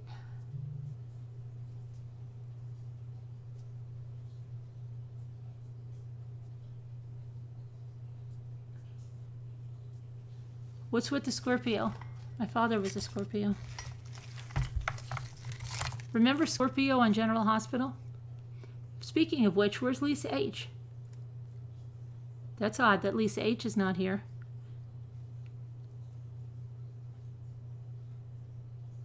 You got Uber Eats?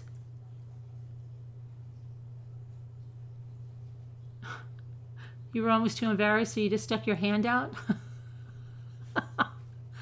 Oh, gosh.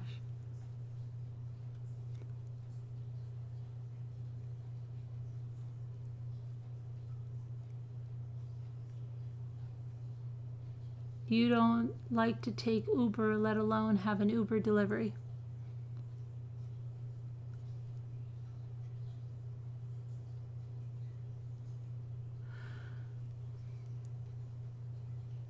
But what is the Popeye sandwich, though?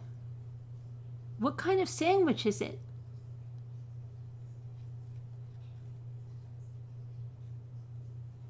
Yeah, she never misses. I hope she's all right. I hope you're all right, Lisa.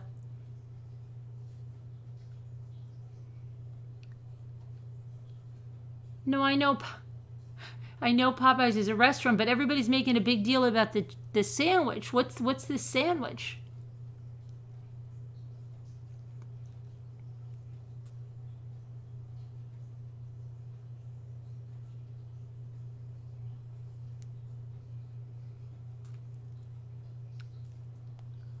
Nobody knows about the sandwich?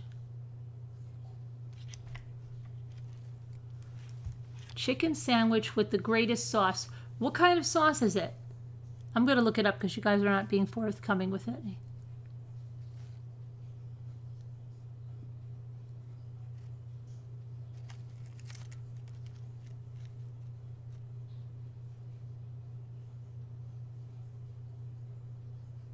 Okay, it says how to make the Popeyes chicken sandwich but better.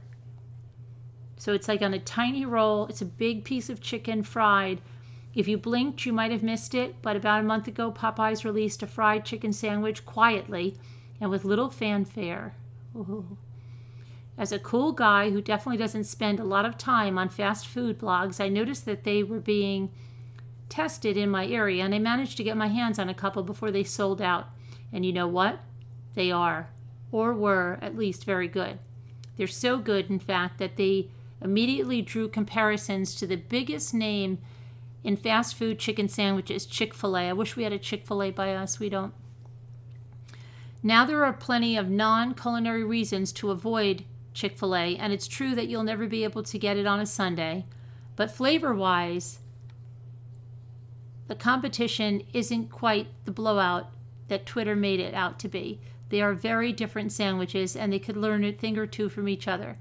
This is my sandwich take. The Popeyes sandwich makes a big splash with a nicer bun, fresher pickles, and tasty sauce, and of course, the crispy, crackly signature Popeyes breading.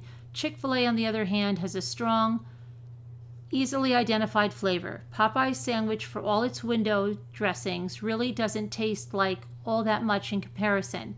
The good news is that we can combine the best aspects of the two sandwiches,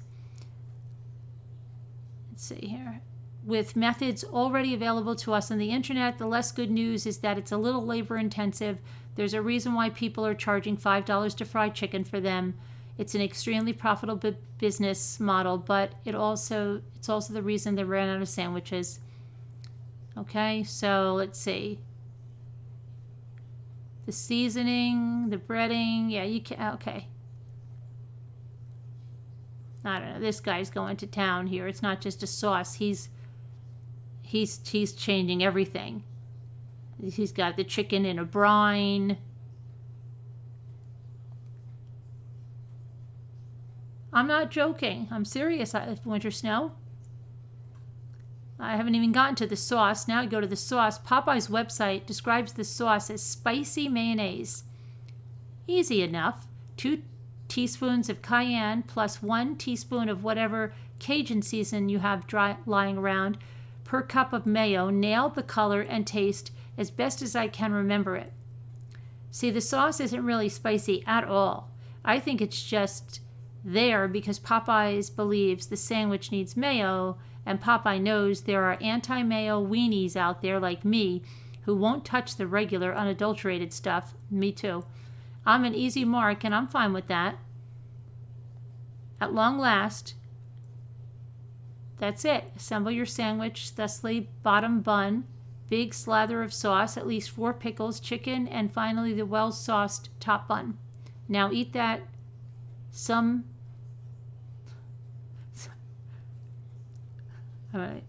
in as few bites as possible, because the whole process took you infinitely longer than you ever thought it could, and you're starving.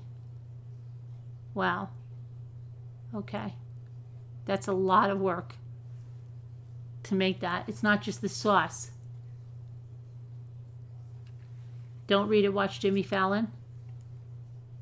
Watch Jimmy Fallon talk about the Popeyes chicken sandwich. I don't really... I'm so hungry right now. Is anybody else really hungry right now? I'm starving right now. We don't have Raising Cane's or In-N-Out Burger.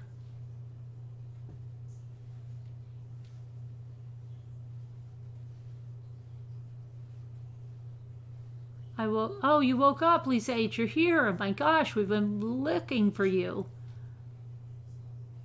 What is your favorite fast food place? I see, that's my problem. I don't like fast food. In fact, ask Jimmy. I'm so pissed off all the time because I think that they don't have enough, like, I know I'm like a jerk, healthier options. Like, I'll go to a Chipotle, okay, because I at least feel like you can eat semi-healthy at a Chipotle. But that's like really all there is. And Chipotle, like, we don't have it right near us. It's only, I don't know. And then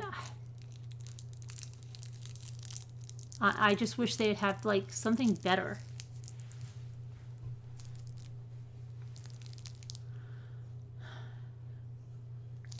He's making 60. I just want to try the sandwich. Yeah, I would try the sandwich.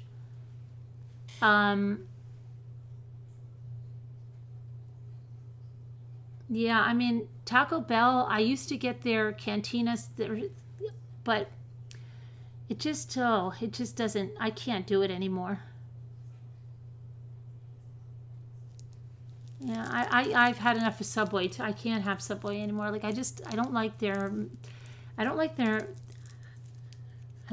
stuff, their meat and stuff. I don't like it. I know, I'm a pain in the ass. But that's how I'm like that all the time.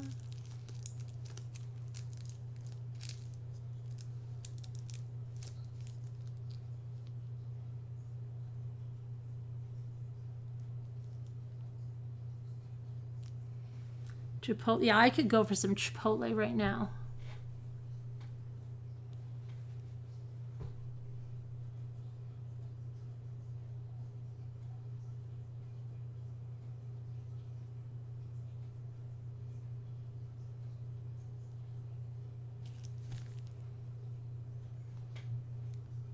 Get organic at home. Susan, I'm in New York, but a suburb.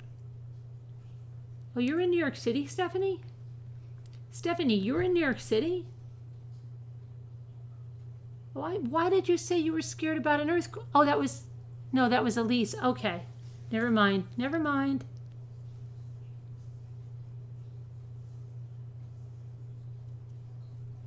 You know, I've never been to a Moe's.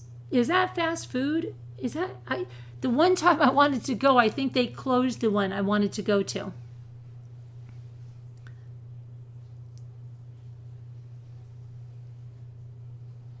There used to be a really good one in Coral Gables, Florida. Really, really good. Right on that Miracle, is it the Miracle Mile? Do not have a Chick-fil-A. No, we don't. Slim pickings. What kind of bowl do I get? I get a brown rice. I get black beans, steak,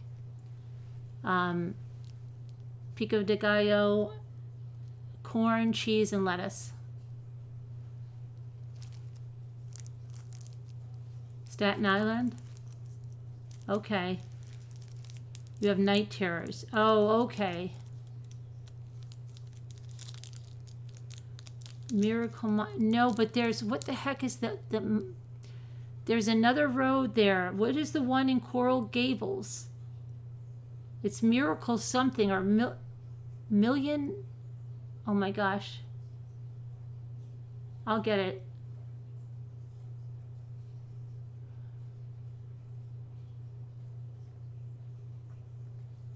Hold on a minute. I'll get it.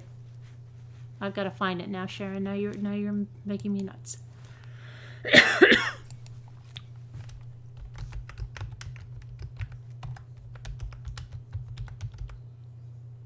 Miracle Mile.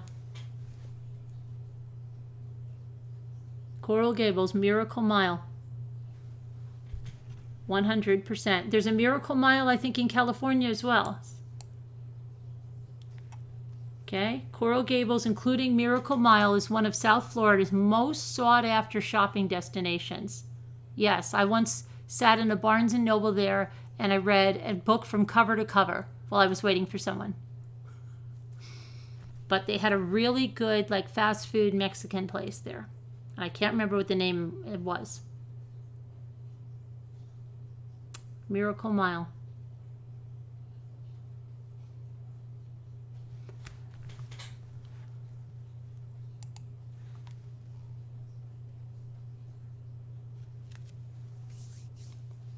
There's a road in HHDS.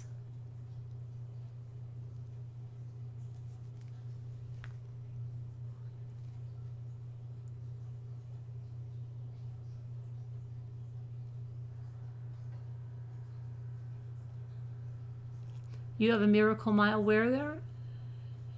Where are you?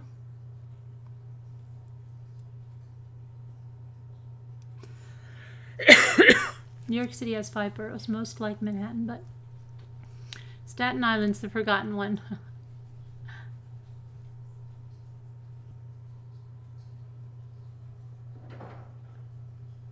It's not what we eat early. Miracle Mile, yeah. There's also, I think,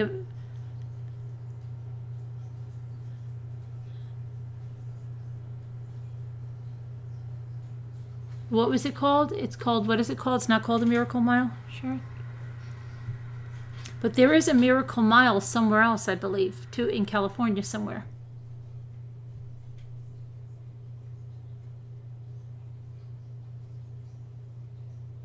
I do, Alicia.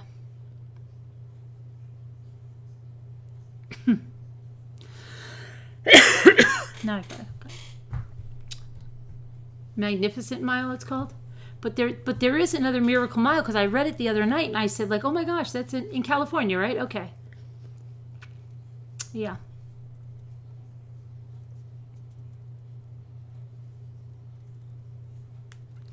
Your hurricane supply? What do you have a hurricane supply for? You're in New York City.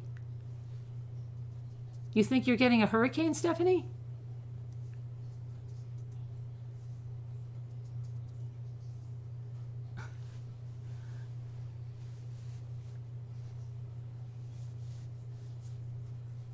Oh my gosh. Oh, but anyway, it's 5 o'clock, kiddos. What we should have the thing that they say, last call, right? You don't have to go home, but you can.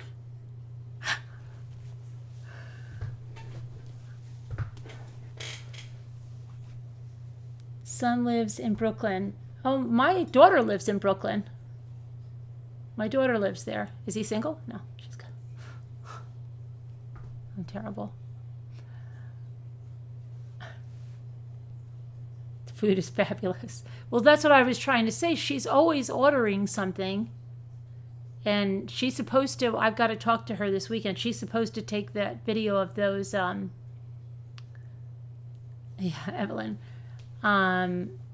pictures of the windows at Macy's and stuff. Sandy ruined you forever. Oh, that Sandy was terrible. We were without electricity for 4 days, and then we had to go down to the city, and we didn't know it. There was something that was the Big Apple Circus I had to cover, and they didn't know it either, the press agents. And my brother called me because he's in New Jersey, and he's like, "What are you doing? It's like a ghost town down here. You're not even going to get gasoline. Call up. They're not going to be going on." And they were. The show was going on, but then they got us different dates because it was so ridiculous. He's single and 29.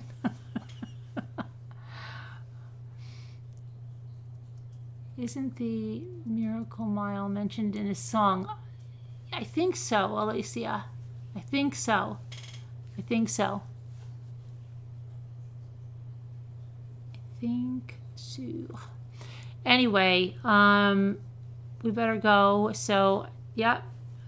And I will talk to you guys tomorrow. Those of you getting sleep, good night. Those of you starting your day, have a great day. Talk to you guys tomorrow. Stay safe. Bye. Prayers for everyone that needs help there. Bye, guys.